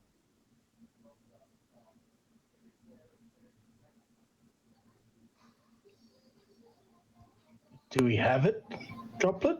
Do you think? The stone, do you have it? Oh, no. No stone. We know he was coming to give it to you. Why So, ask? second question. If you don't have it, you want to gain favour with his lordship, I suggest you get it and bring it back. And do it quickly. But he's not patient at all. And with that, this half-orc who looks more like a full orc than a half-orc. Like you can tell, you probably the humanoid half of this orc is probably very suppressed. The long tusks, long braided, dark grayish, greenish hair. 6'5", very broad through the shoulders, wearing a half plate, carrying a two-handed maul slung across his back, and sort of as he looks over at you, sort of gives you a bit of a grunt as he looks at you, Elliot, and you can see one of his eyes is milky white, big scar through his right eye. And he just doesn't say anything, but just it gives you that sort of that look as to say, don't try nothing or I'll squash you where you stand, kind of deal. Trying to just impose his presence on you, whether Elliot is affected by this. I mean, no need for intimidation checks, but he is in trying to impose his presence upon the situation to give a sort of to give that whole idea, don't fuck around, otherwise you'll pay the price kind of deal. The dwarf sort of then simply says, make sure the other one knows as well,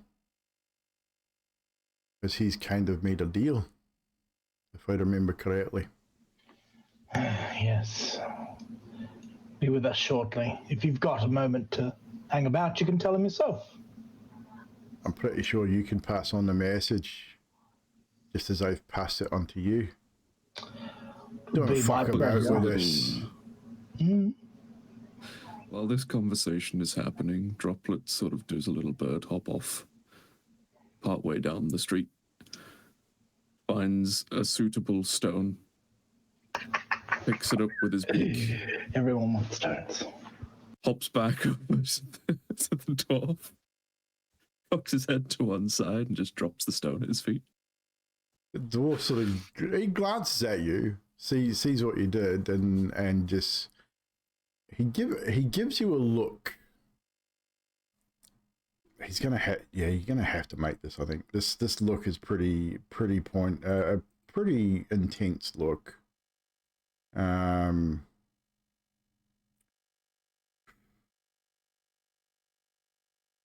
just gonna make a D20 roll here. For transparency, this roll has got a +8 modifier to it. So that would be an 18 on the intimidation check as he sort of growls under his breath in your direction, scowls heavily at you. With an 18, I'd say Droplet probably takes 2 very quick steps backward. I mean, he's pretty imposing. I mean, Droplet's not usually easily intimidated, but with an 18, that's pretty high. What Droplet specifically does while he's taking these steps backwards or about to, he does that very low, scared bird, very low to the ground thing, and reaches forward with his beak and recovers the stone. And as he hops backwards and he finishes hopping away, he just kind of quickly... Yeah. And Elliot sort of shifts like just ever so slightly so that he's not directly in front of Droplet, but like it's a shift to say, you know, we've got it, there's no need for... I mean, the aggression sort of wanes pretty quickly. Like it was that quick sort of look of aggression, and the dwarf sort of composes himself back to his regular intimidating self, just as general sort of presence. The half-orc took half a step forward as well, more towards you than Droplet in that situation. Seeing you move, he took sort of that sort of half step in your direction. Hand went up to the handle of of the maul, but again relaxes when the moment sort of passes. I'd say by this time, Elliot and Dags, you would be exiting the front of the building, and you would see Elliot speaking to the dwarf and this half-orc. And it's at that point that the dwarf just says, I suggest you get to it before he gets even more impatient than he normally is. Right, the stone with haste. Got it. And they both sort of then turn. Well, the dwarf turns to walk away. The half-orc sort of holds your gaze for a moment, that again, holding that intimidating presence. And the dwarf sort of gives him a elbow nudge as he walks past him, and the orc turns and follows him.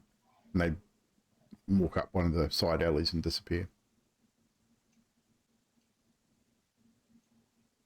Did you catch that? Droplet turns to the party and says, a little bit more hushed this time, Zenithar sends his regards. So yeah, Xerxes and Dags, you probably wouldn't have got the bulk of that conversation, maybe the last piece, just that last little bit. But the previous part you wouldn't have been privy to.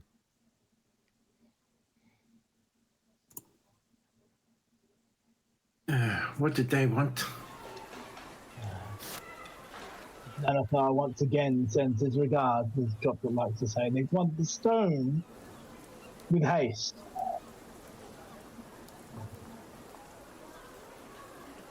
I guess now we don't only have to find stone, we also have to find an enchanter to put a spell on it as well.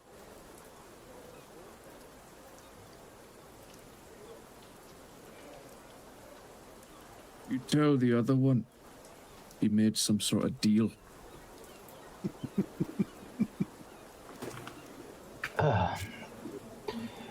Yes, I believe he was referring to you, Xerxes.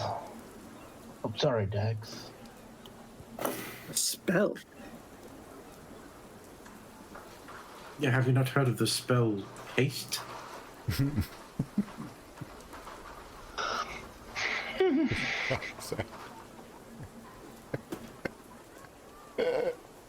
I was wondering what the hell you were referring to. I was like, what the fuck?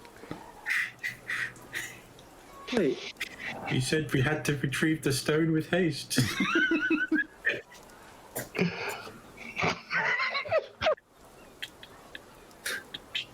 does that Fucking hell. make you like taste food better? Out of character. And that's Sounds what we like haste. I don't know which one of us is worse. Well, that was definitely a break character moment. Fucking hell. Fuck you, fucking sticks.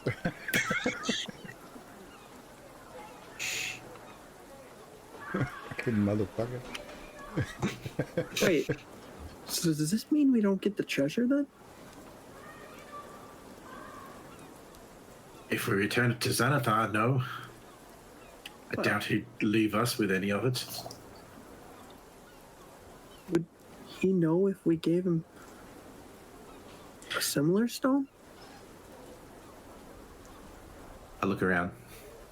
You are in the street and there are people around. I mean, it's an alley, but it's like, this is quite a busy alley. There's other establishments. There's another bar down, like another inn further down the way. There's other businesses up and down this alley. So there's plenty of people around. It's not exactly a quiet spot. I wouldn't be theorizing on such silliness out in the open, Dax. For this, I think I have to agree with Elliot.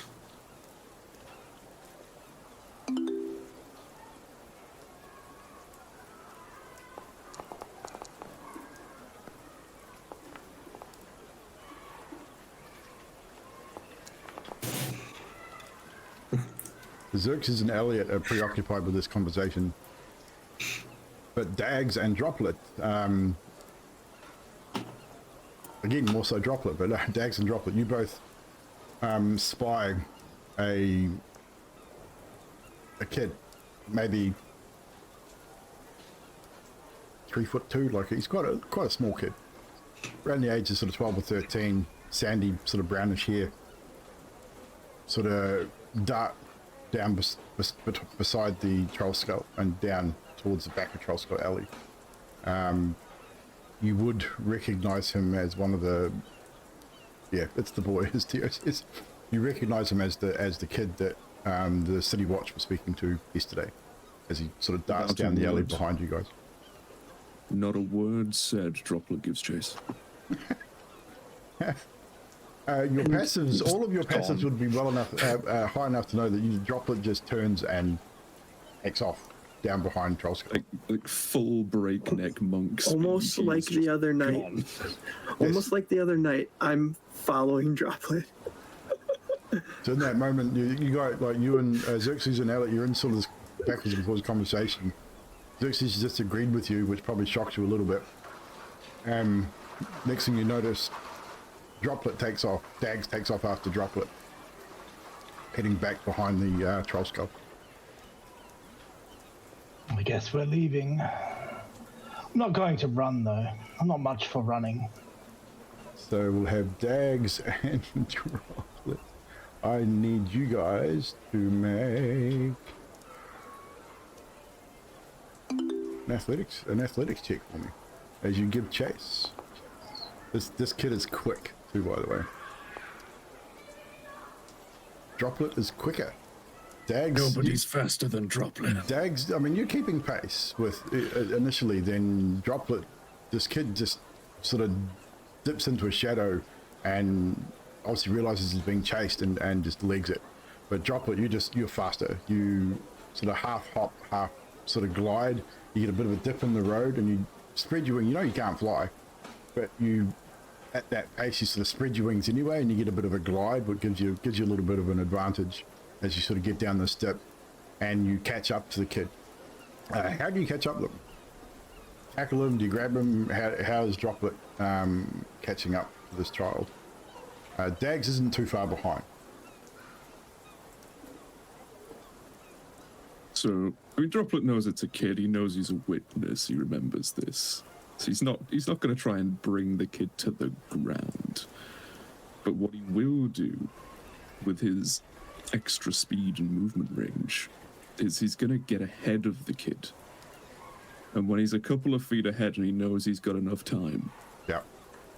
he's going to spin, skid to a halt facing the child, wingspan spread, katana out, and just give him a stare. Okay. Easily enough done. As you stop, pull your sword, Dags, you're coming out, you sort of see this in the distance in front of you. Elliot and Xerxes sort of both meandering their way down in this general direction. You can sort of see it in the distance as well. Probably not entirely sure exactly what's about to happen as you see that Droplet has drawn his katana as his kid's approaching him. I do need Droplet to make... you're going to have to make an intimidation check here.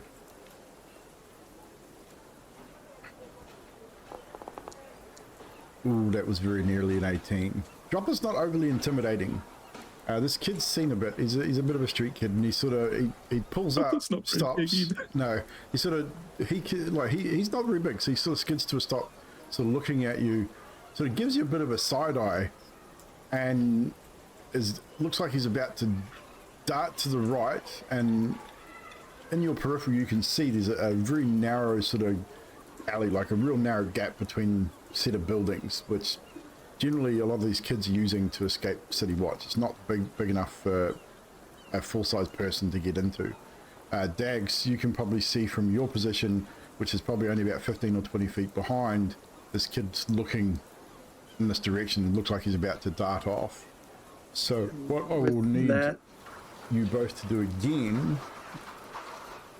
I was gonna say something to him. Okay, are you gonna try and be call out?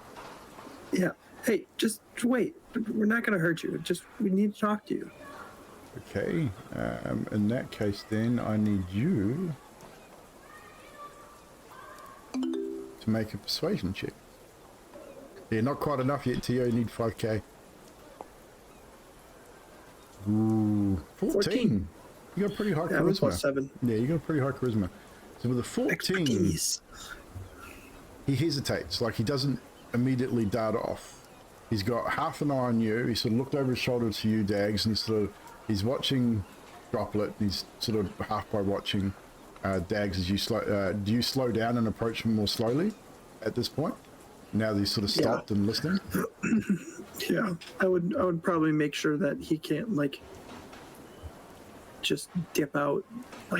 Okay, so you move yourself in between the alley and him? Yeah, I'd be more almost like a blocker in a way, just kind of cutting him off. You can see he's heavy breathing from running, and he's sort of looking at you. He's looking at he's looking at this Kenku with a sword drawn, looking at you, and he goes, what you want?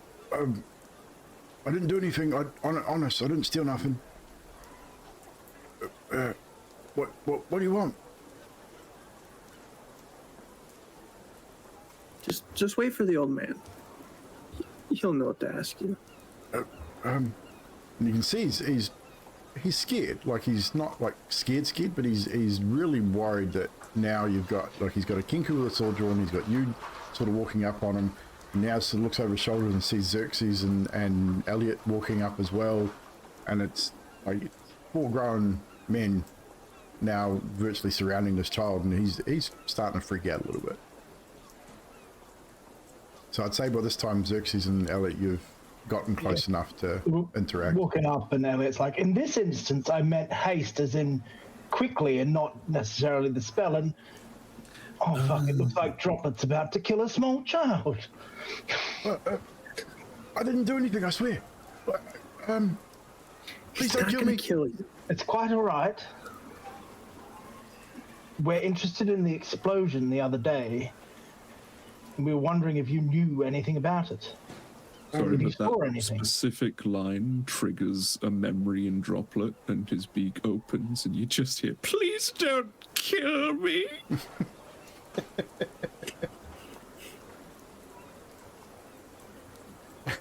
God. He sort of looks around at you guys, and you see he's a street kid. He's a bit tough, so that intimidation sort of leaves him a little bit. You can see he was possibly putting on a little bit of an act, like he's not as scared as he really lets on. And he realizes that you're not the city watch, that you're sort of after information, and he sort of pulls his vest close around himself, and then sort of folds his arms, gives that sort of half sort of stance, and looks at you, Elliot, and says, "Oh, what's it worth to you?" He raises an eyebrow, a bit of a smirk on his Okay, face. kid. I've been there. You ain't fooling me. I got information. You need it? What's it worth? You know, I was you once. Yeah, but I'm way prettier. That's debatable. Nah, not really. Thanks. So what's it worth to you, old man? Sheaths his sword, and he says in the voice of the chef that we now have. So what is it you eat then? Whatever I can steal. All right. So dragons would be preferable, would they? Crossing my palms with a few dragons would be preferable, yeah. He gets it. Why How many would why you you got to need- be so fucking stupid? How many To would you Dax. need for the information you have? How much is it worth? do Little you think? shit. Dags. It's kind of, well, how much is it worth to you? Because I mean, I do have some pretty important information. How much would 5? How much information would 5 get me? I have them right here. And he grabs them out and he holds them in his hand. He's like, how much would 5 get me? You cross my palm and I'll let you know. Right. And he sort of turns his hand and drops them in the young man's palm. You see, he rolls them around in his hand, grabs one, bites it, doesn't trust you. Hey. Clink, clink, clink. Quickly disappears into a pocket. He goes, yeah, I was there. Saw what happened. Killed 2 of my friends. See, he's not overly cut up about it. Like he's like more angry than upset, I would say, is the impression you get. But right after the explosion, he ducked behind a rain barrel. Seems the logical thing to do, right? And I heard a plop, like something being dropped in the water. You want to know what I found? How much is that going to cost me? That'll cost you 10. A big grin comes across his face. Money will do us no good if we get killed by... Right. And he sort of digs into his pocket. And he Any gets mouths out. to feed. You know how it is.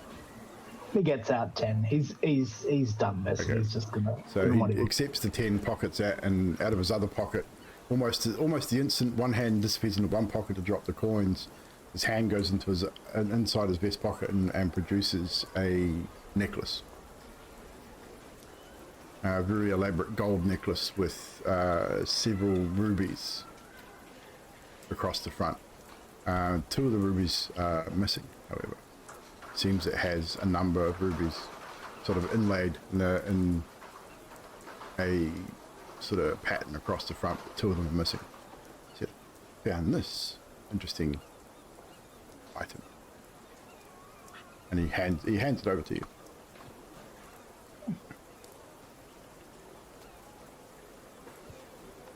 And the clasp is also broken on it. You notice as you sort of look at it, two of the rubies are missing and the clasp is also broken.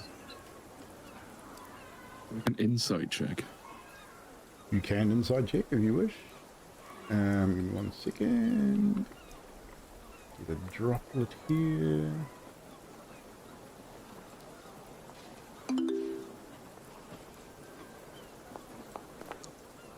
That is a good roll. Kid is telling the truth. He's being 100% truthful. Does this necklace look well made? It is. It's pretty well made. Like it's gold. I would say you would sort of put its worth, knowing what you know about jewelry, and at a quick glance, your appraiser would put its worth probably about 500 gold pieces. Like it's elven jewelry. Very, very well made. The even like the broken clasp looks like it's been broken with force. Like it's not something that it's not a defect or anything like that in the manufacture of it or the making of it. Ooh, bug me.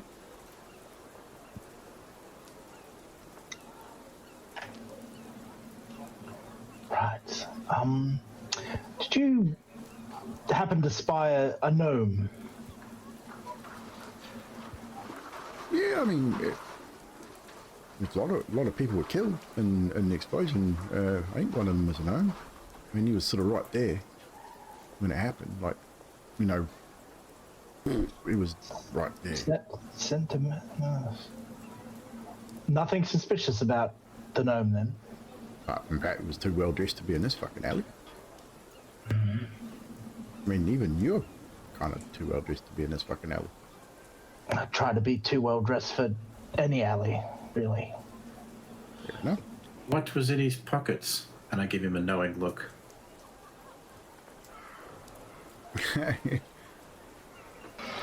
He goes, well, a couple of dragon was about it.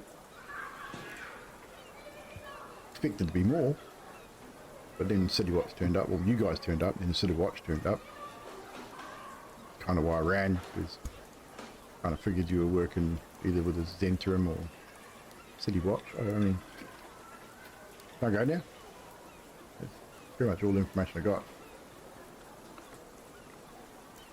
I'm satisfied. Gentlemen, are we satisfied? Do you have any idea where the explosion came from? The moment you say you're satisfied, that kid darts around you. And Elliot, Dags, I mean, because you were right in his line of movement, I need you to make an athletics check if you're going to try and stop him, that is. But he's going for that small gap. Oh, yeah. I would, because I have one last question. We'll get you to make that. I'm going to roll a d20 here as well. Oh, fuck. Well, that was terrible. And he's got a +4. So he beats you just nearly on that one. As you go to reach out and sort of grab him by the scruff to try and stop him from disappearing, he just ducks under your arm and is gone. He's down that alley and he's out of sight. Very quick. Damn kids. But Elliot, you now have a very elaborate gold necklace with some several rubies on it. Elliot realize it's worth a shit ton more than he just gave the boy. I would say Elliot would understand the value of certain things too. He's been around, so yeah, he would understand that it's definitely worth a lot more gold than he's just given up for it.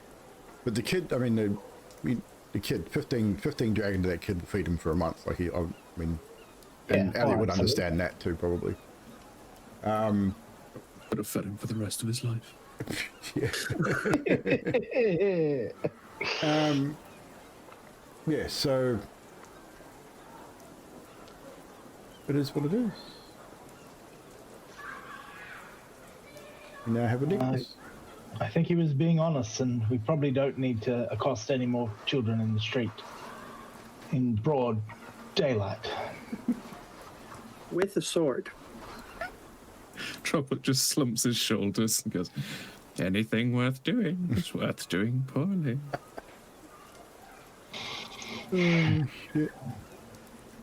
I mean, we did get the information, I suppose. So thank you for catching up to the young man, Droplet. It's appreciated, but maybe a little less blade and more, oh, you don't talk much. Just... Perhaps we should head off to the Carlin's Crown. I believe one of the suspects, persons of interest, whatever you want to call them, was known to be the owner there. It's as good as lead as any, and it's not the yawning portal where that insufferable brat is. So, away. Which way? I don't know. So, I mean, you guys would know that the Corlin's Crown is a herbalist. It's a herbalist shop, which is the northern end of the Troll Skull Alley. Not too far from where you're at, just on the opposite side of where the explosion happened. It won't take you long to get there, maybe 20-minute walk from where you currently are. So as you approach the Corlin's Crown, you have essentially what you find is it's a simple place, simple establishment. Got a sign out the front with it looks like a mortar and pestle and a potion bottle carved out of wood. You walk inside, you get strong smells of different herbs and concoctions. Some smells sting the nostrils and are quite pungent, and you get the scent of more sweeter like lavenders and things like that as well. A real sort of mixture of smells that invade the senses. Behind the counter is a wood elf, by the looks of it. Long braided, sort of dark brown hair. It's kind of hard to determine their sex. Like, they look male, but they also look female. It's kind of odd. I'd say Dags, you would know this kind of. I mean, you're a half wood elf, so you kind of get it. Like some pure wood elves just don't have a gender in that respect. They're not really male or female. They're kind of both, in the way that they look. Right. But they accept he or she, doesn't matter. It doesn't worry them either way. But the proprietor is standing behind the counter, counting some coin, locking up a cash box as you walk in, and they look up and sort of give you a polite nod, as elves generally do. Yes, may I help you?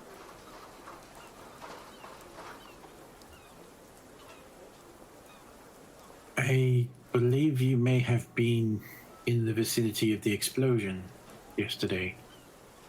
And what business is that of yours, may I ask? Are you with the City Watch? They spoke with me extensively yesterday. I don't believe I have any more information to give. You don't look like City Watch. We just happened to get there and have a look and see some of the stuff for ourselves, but we're just interested to see if you knew how it happened. Sort of, he looks at all of you and sort of looks over you all and says, "Oh, you're the new owners of Troll Skull. I've seen you around." Well, not me myself, but these crew are, yes. It's a very tragic event yesterday. Many were killed. A travelling group of bards also perished.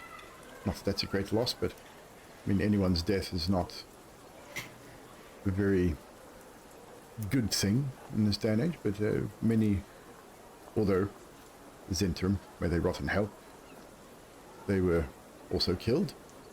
You're not with the Zhentarim, are you?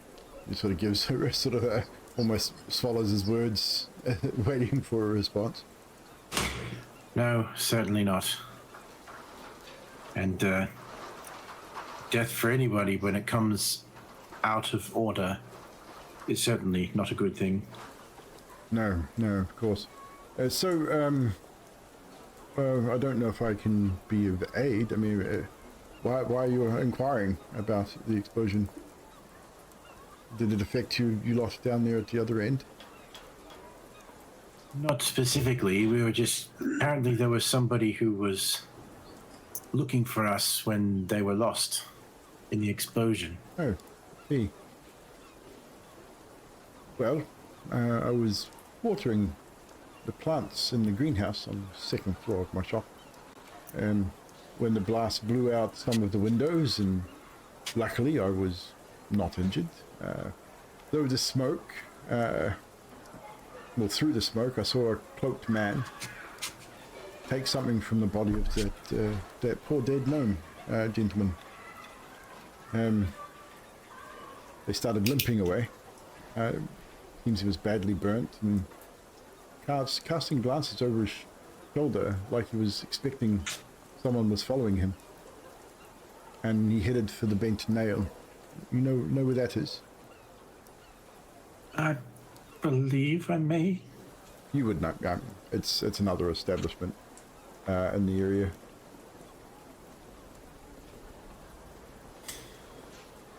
Well, that's certainly more than we had to go off before.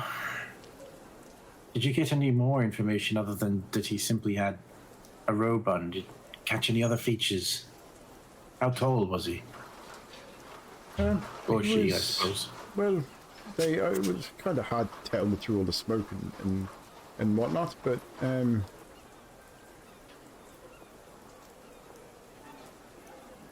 it's kind of hard to tell. It was just a cloaked figure. I mean, I can't really tell you much more than that.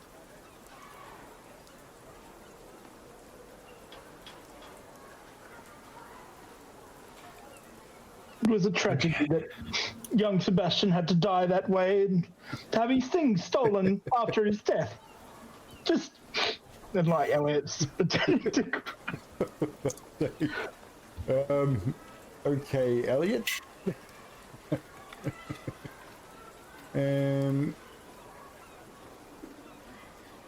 Over there. I'm gonna need Elliot to roll. Oh, is it gonna be deception or performance, do we reckon? Ooh, deception or performance, you choose which. Could I assist him with my little bit of a prestidigitation there? No, not at all.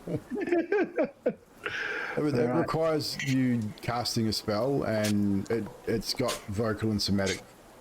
It's a vocal somatic spell, so you would be. Oh, true. Shitty roll. Yeah, I mean. I take a step back and accidentally stand on Elliot's foot. He kind of disregards Elliot in that moment, like he doesn't really pay much attention to what you've just said, as he's again more addressing Xerxes than you. He definitely notices the tears, but he doesn't really do a whole lot. So it is what it is. Yes. I was clicking on stuff. Didn't mean to put that That's in all right. That's all good. I can remove that. So, but yes. So he just says, "Well, no, I didn't really notice too much, but I said they kind of circled around towards the bent nail, which, I mean, there's a lot of dubious characters. So, was it the bent nail? Well, if you think of anything else, well, you know where to find us, I suppose. Yeah, I mean... Say, why don't you pop by when we have our grand opening, whenever that is? We're still in the middle of renovating. I would look forward to it, thank you. I'm hoping that there's some of the information I've provided to aid you in finding what happened to your friend. Gives us another step to take on the road, I suppose. Yes, thank you. And he sort of bids you good afternoon. Well, before I leave, have any healing potions? Oh, of course. Give me. He need to go there. He does have. What has he got? He does have potions of healing. They are. Let's grab it here. He's got a few potions. He's got a potion of normal healing. He's got several of those. He's got a few greater healings as well, which are more expensive. He's got a potion of animal friendship, a potion of water breathing as well, and a potion of climbing. So I'd have several. The healing, just a standard healing potion, will run you about 25 gold a piece. They're not exactly cheap. Kind of hard to make. Okay, I'll take 2. I will add those to your inventory, good sir. You remove your gold, I'll put them in your inventory. Yeah.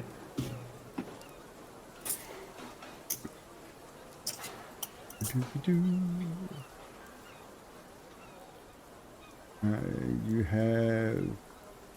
Why do you have Electrum? Oh no, you don't. You've only got 2 gold in your inventory. Now, because I removed 50. I was going to say, holy crap. You will be getting some gold soon, at the end of the session, by the way.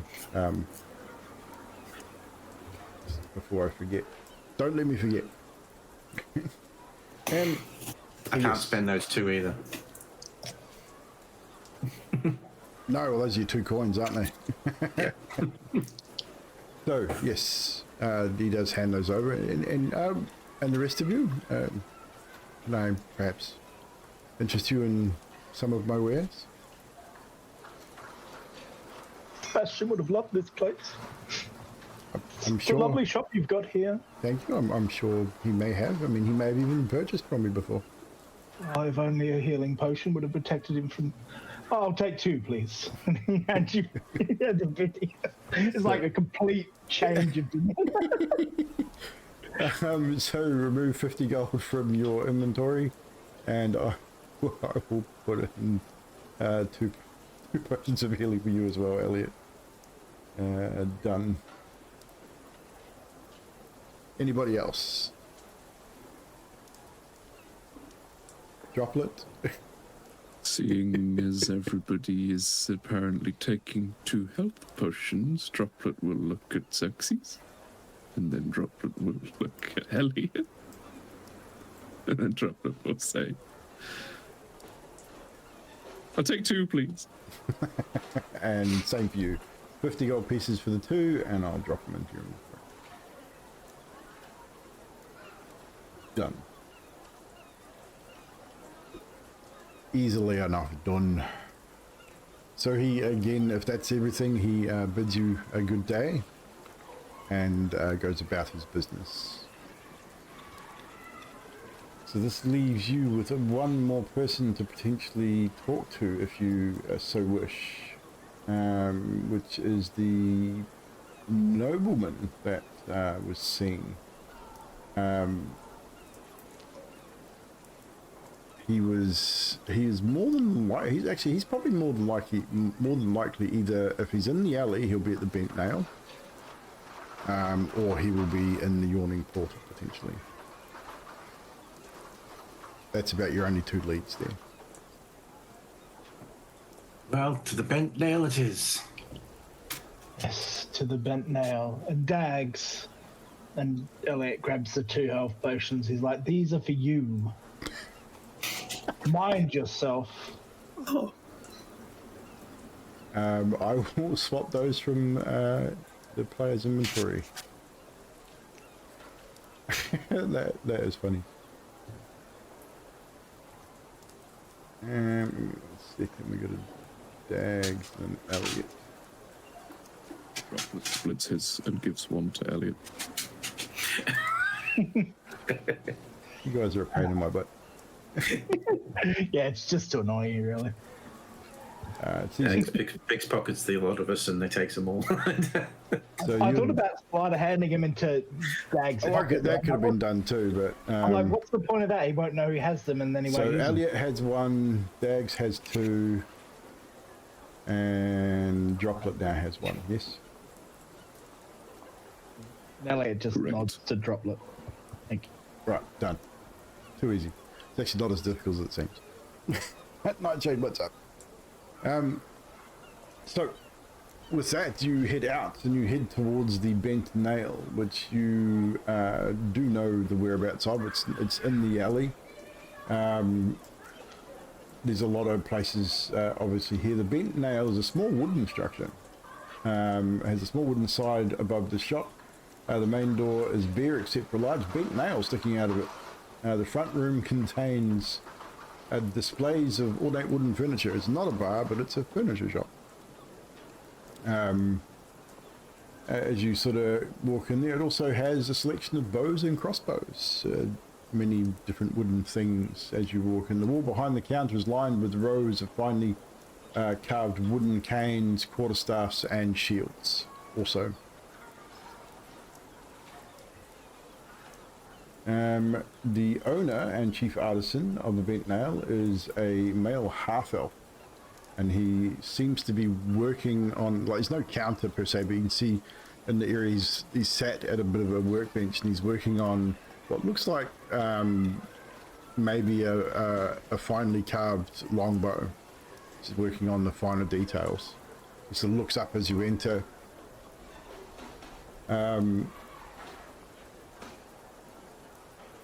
Sort of looks at you, or looks at all of you, and sort of raises an eyebrow. Yes, may I help you?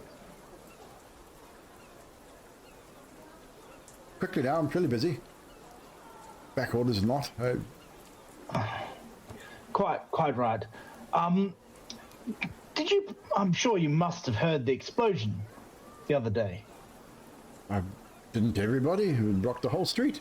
Exactly. Well, an acquaintance of ours happened to perish in that very explosion. Very tragic. Very young in his life, unfortunately. Had so I'm much. sorry for your loss. What is, It was taken so early. Anyway, he sort of just shakes his head and readdresses you. we've just been over to the. What was that? A herbal shop? You know the one. Down Yes, the way. Yeah. Roland's Crown. That's the one. That's the very one. We were just there. Very lovely. Anyway, they said they spotted someone rifling through our dead friend's things, and they ran to your shop. Why would they come here? I don't understand it myself. Why would they? I sell canes and bows and shields and furniture. Listen, I mean, fine buy furniture. Exquisite furniture from your shop with the ill-gotten gains they got from my gnomish friend. Droplet He did have a interjects limp. suddenly with the limp. Yeah. Yeah. Maybe he was coming to get a key. No, I don't remember anyone coming in yesterday to buy a cane. Burned man, perhaps? No. No, I don't seem to recall.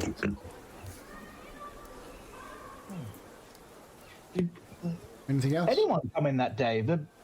Well, the street- no, the street was closed for the whole day. It had virtually no one. I mean, I had a couple of customers that morning and then nobody for the rest of the day. I shut early and went and had a drink. Very bad. for Inside business, check. Very bad. Were one of your customers particularly cloaked? I didn't have any customers. As I said, it was You closed all said day. that morning. You said that morning you had a few. The usual? Nothing out of the ordinary.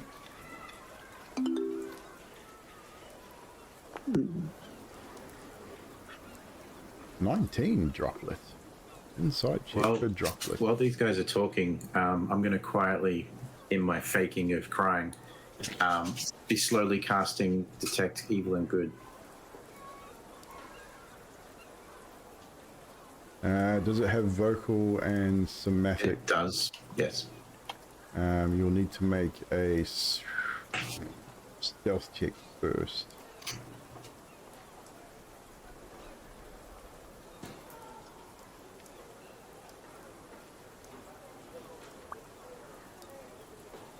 Did you get that, Neon? I did get that. Cool. I just need to make sure it worked before I did anything else.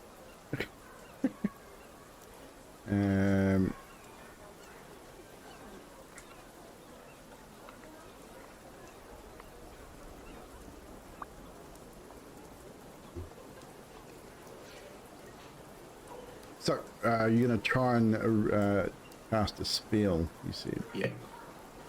So, Xerxes, I will need you to roll. I'll get you to roll a stealth check. No, stealth check. I did not click as. Oh no, it's automatically disadvantaged. Yeah. Yes. Sorry. Because you automatically have disadvantage because of your armor. Yeah. He shoots a glance over to you and sort of says, "What are you doing? Are you trying to influence me in some way? You know I'm an elf, right?" No, sorry. It actually had nothing directed at you at all. It's quite stricken by grief, you see. Right. I'm just getting a feel for things around here. Sometimes I it think helps it's me. time for you to leave. A good day Turn around and to you walk all. Does he have a countertop that has like a cutout section that he'd lift to go in and out behind the No, counter? he's got Or is no it fully- counter. He's no real counter at all. He's just got a workbench that he sits at and works. It's like you can see he's got wood carving tools across it. It's still like it's kind of an open shop, so there's no real counter to speak of.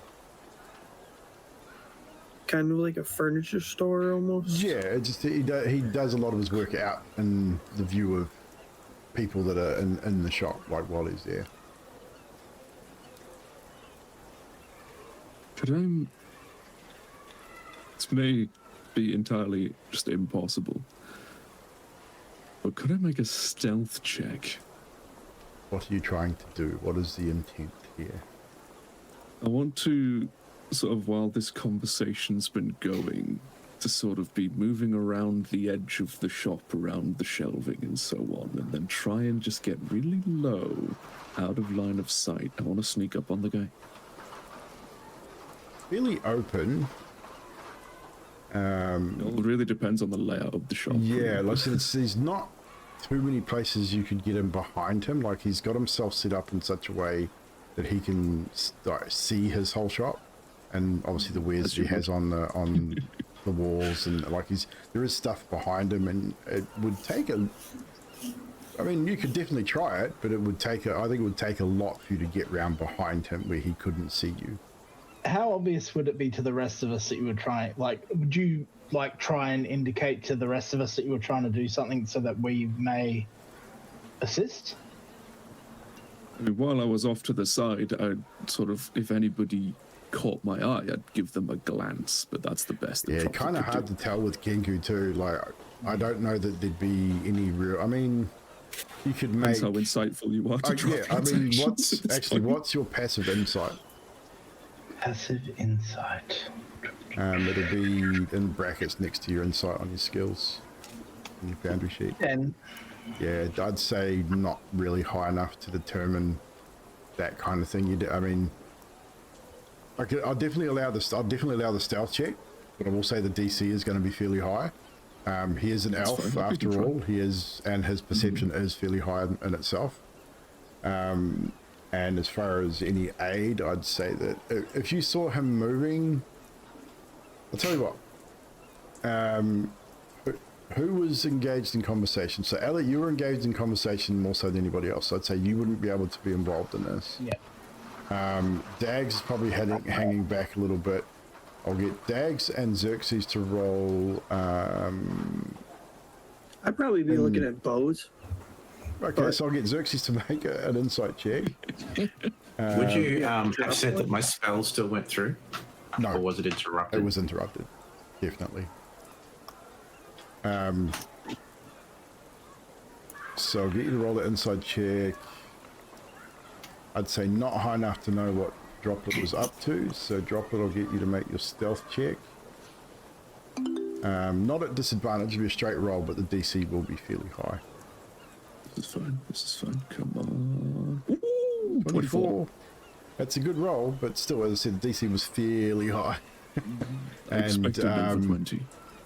It was definitely over 20. You were close, very, very close. I said it at 25, so you were pretty close. Yes. So I'd say as you sort of started edging your way, sort of into position, trying to get in behind him. Rather than And get sort of directly behind him, just for context, if he's like back, trying to get out of his line of sight. Yeah. So you start moving, and he seems to be engaged in conversation. You keep moving. You move a little bit, and then you stop, and you're moving slowly enough that you think you're okay. And then, as you're watching him to try and break his line of sight, you watch as his eyes just shoot directly to you. He doesn't turn his head; it's just his eyes move, and then you know that you've been spotted. How far away from him am I at this time? Probably 12 feet, maybe. I would imagine 12, 15 feet at most. What's he wearing? He's wearing simple clothing, but he's got a lot of sharp instruments on his table. There's also a strung bow on his table. He's an elf. I mean, up to you what you want to do. Droplet would like to. He knows the jig is up. Oh yeah, I mean he's definitely being like he definitely saw you. And as I said, at this time he's literally just stated, by this stage he would have stated it's time to leave. Yeah. He would sort of make a half turn as if he's going to go.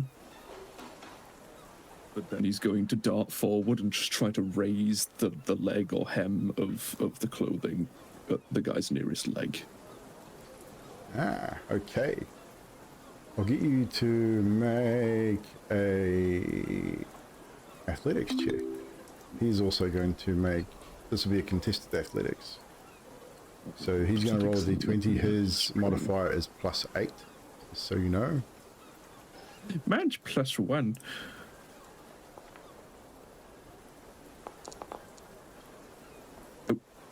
He matches your roll with his dice, so +8, that's 24. He is much faster than you. As you lunge forward, he stands up, kicking the stool from underneath him in your direction, reaching for the bow, and an arrow is the quiver that's at the side of the table that you couldn't see, knocks the arrow and draws the bow pointed directly at you. Very quick indeed. And simply says once again, I think you've outstayed your welcome. All of you. Time to leave. And he's leveled this, not drawn arrow at your face. And you're now probably 2 feet away, looking at the very sharp point of a very well-made arrow. Mm-hmm. I'm in that sort of very long bird stance where my face is pointed, my whole body's behind me, but I've got both my arms back, one hand on the katana. Death staring this guy. And he's matching your stare. Well, not so much matching your stare, he's eyes on you, and then every now and again his eyes are flitting back to the rest of you. He's watching all of you quite closely. And he takes sort of half a sidestep to get all of you back into his view, not moving that arrow pointed at you though. What do you do? This is a very unfortunate situation we've now found ourselves in. The four of us and you here with your arrow pointed at our young bird friend here. We could choose to leave, of course, or we could see this out to the conclusion you've already made with the bow in your hand and the four of us. It was the four of armed you and the one of me. Exactly, it's not right, is it? And from behind the curtain that he was seated in front of, another gentleman steps through, rapier drawn. Another elven gentleman, slightly shorter, slightly more nimble, but steps out to his right, which Droplet would be on his left, so out to his right. And from behind you, through the door, another three people step in behind you, dressed in Zhentarim armor. I believe your counting is slightly off, sir. Well, if you change the bar, it's going to change the outcome, isn't it? But Of course. I do see your point. Also the point at the end of the arrow. Shall we call this off and go our separate ways? I believe that would be a Xerxes good idea. and waits. Absolutely. Are there any of the ones that are not marked in Zhentarim gear dressed like noblemen? No.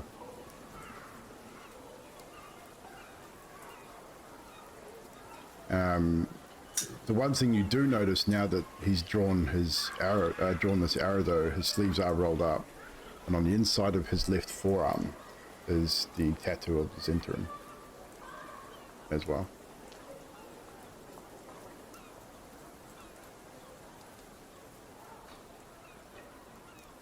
Xerxes pauses for half a second before grabbing hold of whoever's closest to me, whether it's Elliot or Dags, Probably Dags. and backstepping towards the door. The Zhentarim at the door move in such a way as to allow you to exit. The elven proprietor of the shop sidesteps again, moving, still arrow drawn, pointed at you, Droplet, sort of moving, but sort of almost stepping towards you, moving you towards the door as well. Do you comply or do you resist and try and do something else? As this guy approaches, Droplet will maintain the distance. Sort of thing, match his pace, moving around. But he's looking at all the people one by one as they move to see if anybody has a little bit of an odd gait to their step. Interesting. I will get you to roll another perception check to start, not insight. Get a perception from you. 13. It's high enough to notice, but no one has a limp or any distinguishing way of moving. They are all very sort of deliberate movements, as this is a very tense situation. But no one has a limp at all.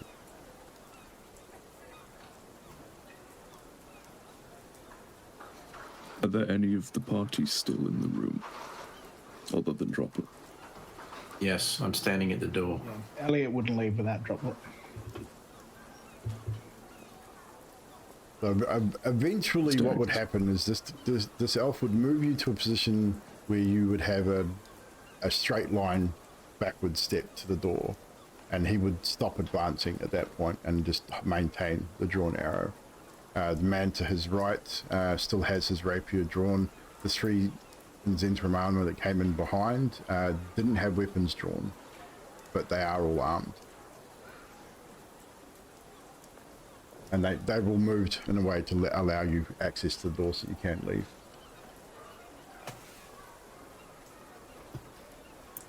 Droplet would steadily move backwards as long as he could not see any of his party ahead of his line of sight. So he, by elimination, he knows that they're all at least behind him. Yes. Easily enough done.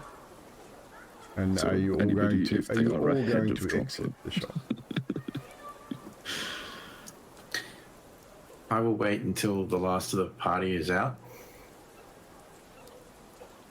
I'll take an eyes moving only glance around the room, keeping my face steady and straight before leaving. So, what was that? Sorry, what was that last part? I missed that. Once the party is left out, I'll be at the door, and before I leave, I'll keep my head straight and just using my eyes only. Yep. I'll just scan the room, looking at each face, trying to make a mental note, basically. Okay. What I will get you to do on that note, and I'll just where is you? On And I guess if anyone I recognize. Yep. Get you to roll that perception check for me.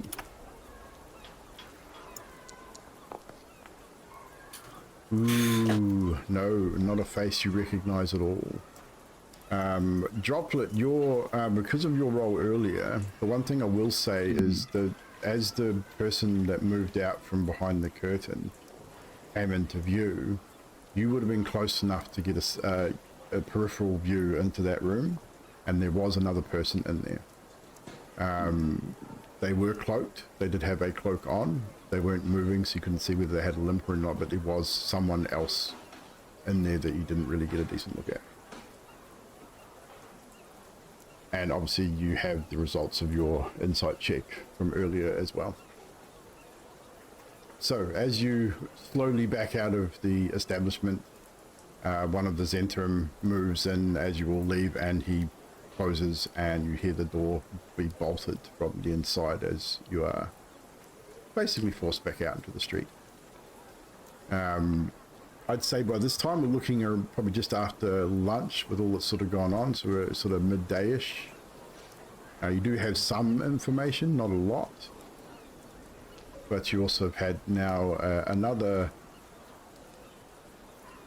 interesting incursion with the Zhentarim. What you make of that, and what Droplet makes of the information he has, and how he's going to deal with that is anyone's guess at this point. What are you doing, gents? That could have gone better. That was kind of my bad, but I guess it revealed what we needed to know. I mean, I still feel like we could have taken them. The numbers did change, but I believe in us. We could have seen them off if we gave it a shot. But cooler heads have prevailed, and we live to fight another day. Well, What got you you? are the one that said you didn't want trouble. I'm with you, Dags. There's only going to be trouble. I've just come to accept it. Although in this instance, you were not the instigator of trouble, and I'm very proud of you for that. Dax What did just you kind of gets a low bow. What did you see that's got your hackles so raised, Droplet?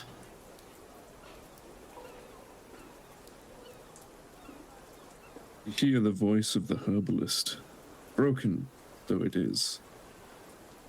You hear cloaked man. Bent nail.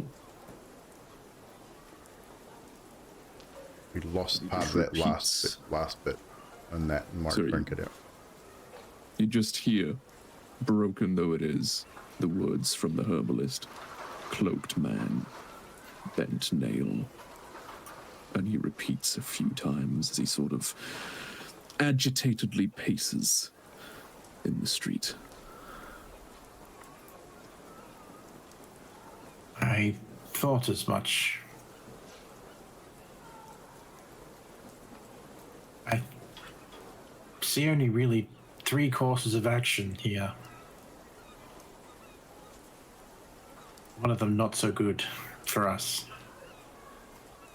We could fail by not doing anything.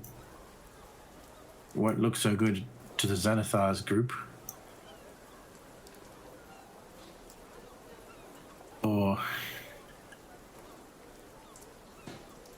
we could maybe find...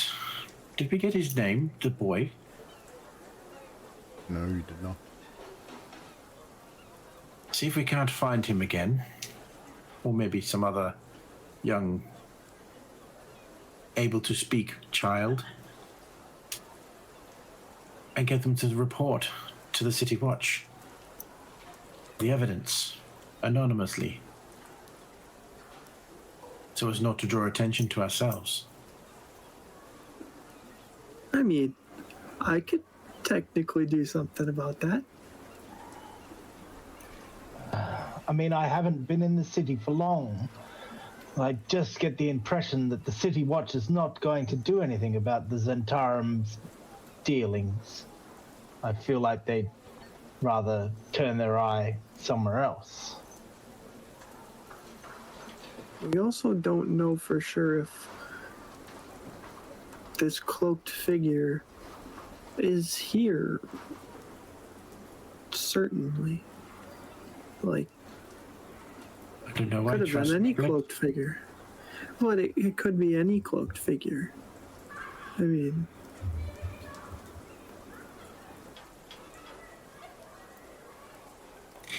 the well-armed men who came to this man's aid are sign enough that he's into some shady business. Maybe not the shady business we're about, but some kind of shady business for sure.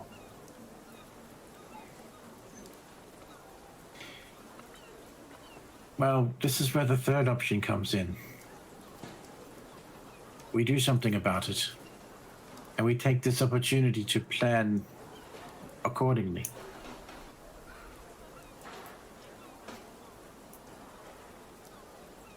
I think the whole kid idea was a good one. But a kid watching to see if a cloaked figure leaves here might be the better bet. Probably would have been better had the kid also corroborated the story of a cloaked figure. Then we could have two accounts.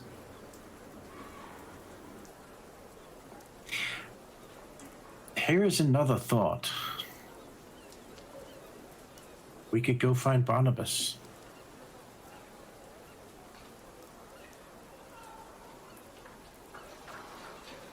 Tell him, direct him to the bent nail, but warn him that it seems to be run, or at least occupied currently, by the Zhentarim. And perhaps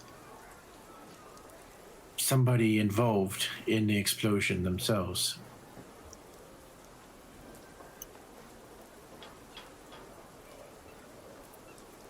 Could get us on the good favors. Droplet tugs on your sleeve, as it were, Elliot, and points at the bent nail, opens his beak, and says, "Xanathar sends his regards."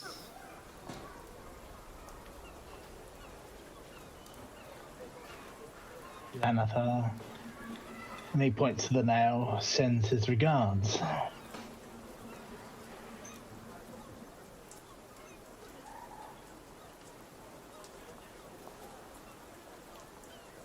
Are you suggesting that we get Xanathar's crew involved?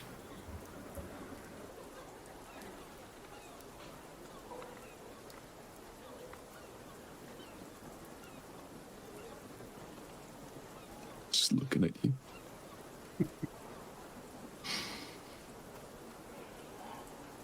Because it didn't sound like that they were willing to help you when we saw you this morning. No.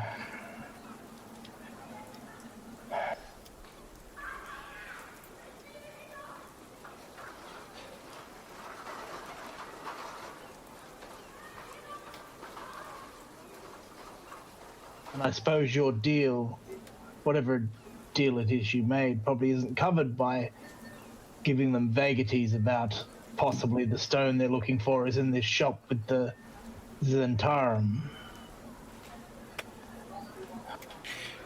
What I haven't told you yet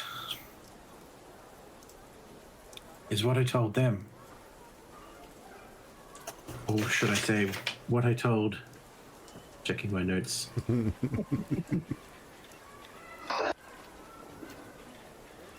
it Grumshaw or something? Grumshaw. Grumshaw?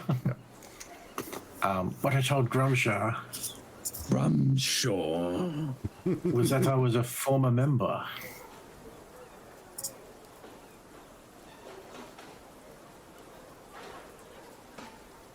Okay. So Xanathars know that of me. Right. And that is a good spot to call tonight's session. Thank you, ladies and gentlemen, players. We will do our usual, that is pretty much bang on 3 hours. We will do our usual for the evening, and we will go around and get everyone to reintroduce themselves and their characters, and a moment from tonight's session that has stood out for them, whether it be from their own character, from someone else, from the DM, chat as well. If anything has stood out to you, put it in the chat, we'll read it out. We'll start with Mr. Grim. Grim Realities. Yes, I am Grim Realities, and I play the surly, elderly tiefling warlock known as Elliot Dustborn. Trying to be less surly, but not succeeding, I'd imagine. But that's all right. It makes it interesting. And I always get to go first, so I get to steal the good bits. Yeah. Well, we'll go the other way next time. Yeah, I'll try and remind you. We'll start. I have to remind you about the gold Yes, too. But we will do some gold, but we'll do that off screen. has to be the stone with haste. Yeah, that was a good moment. That was for sure. perfection. Yeah, That was well done. I mean, that broke everybody, so that was very well done. Very good. Very good. I agree. Oh, look, not his home. No way. Okay, one busy. It's still on. Oh shit, sorry. He's Wait, Jane came back? Jane came back. Yeah, Jane's back, by the way. After all the shit went down, she's back. And next up, we'll have a neon. No worries, Tio. Have a good one, mate. Yes, catch you next time, Gio. So, of course, the usual roundup. Droplet, the Kanku monk. Everybody's favorite bird.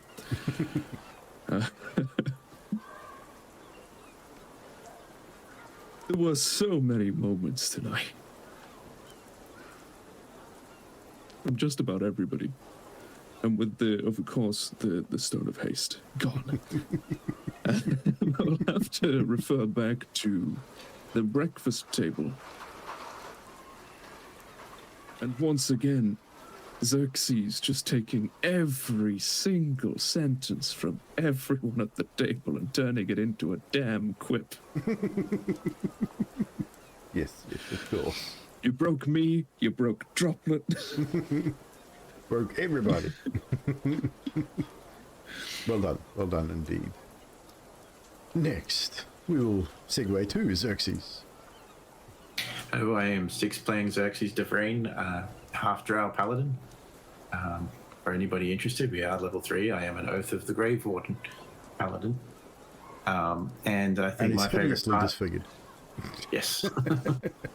A former member of the Zhentarim as well. My favorite part was the beautiful and verbosely described backstory that led to the worker bawling his eyes out. Yes, it was very well done. I agree. That was an awesome moment. Dags. That's me. I'm Dill Cripple, and I'm playing Dags, rogue. wood half elf, and I think my moment was probably Droplet in the sun. And his morning routine. Oh, the morning routine, yeah. Oh, That was a pretty interesting moment, yeah. interesting. Basically trying to And then blind the whole- himself. And then the whole kid like talking shit to me, and It had to I'm happen, like, right? It's a street "You kid, man. little fucker." Yeah, I mean, he's not going to take no shit. He's a street kid, man. Fuck. it's true. And of course, I'm Evldoa. I've been your DM for this evening, and I agree with all of those moments. They all stood out. Everyone stood out with their RP tonight. Amazing stuff. Shout out to Myrtle, the kitchen lady. gotta make sure we got some people there. Obviously, Jane will be back with us. Oh look, we got a sub. Awesome. Capra Diabolus is subscribed for 2 months. Look at that. And right at the end, so you don't get an advantage for it. So we might give you that one next session because it was a sub. So I'll tie that one over next session. So before I forget, and because Grim reminded me, everyone will get 100 gold pieces each as a interim profit to the Troll Skull. Turns out Jane's money dealings have saved you guys a bunch of gold. The only person that doesn't get that is Xerxes because he's not a part owner. But so Droplet, Elliot, and Dags will receive 100 gold pieces each as a surplus to the dealings that Jane's made getting the stock for the opening. So yeah. So unfortunately, Xerxes still only has his 2 gold. Not that he needs a lot of gold at this point. But, his room and board's paid for. It's all it needs. When is the right opportunity to express wishes to out of session use gold and intent? Just DM me. Like if you need to use gold for anything, like if we want to buy stuff that we don't really need to RP, just DM me in Discord, and just let me know, and we can figure that out.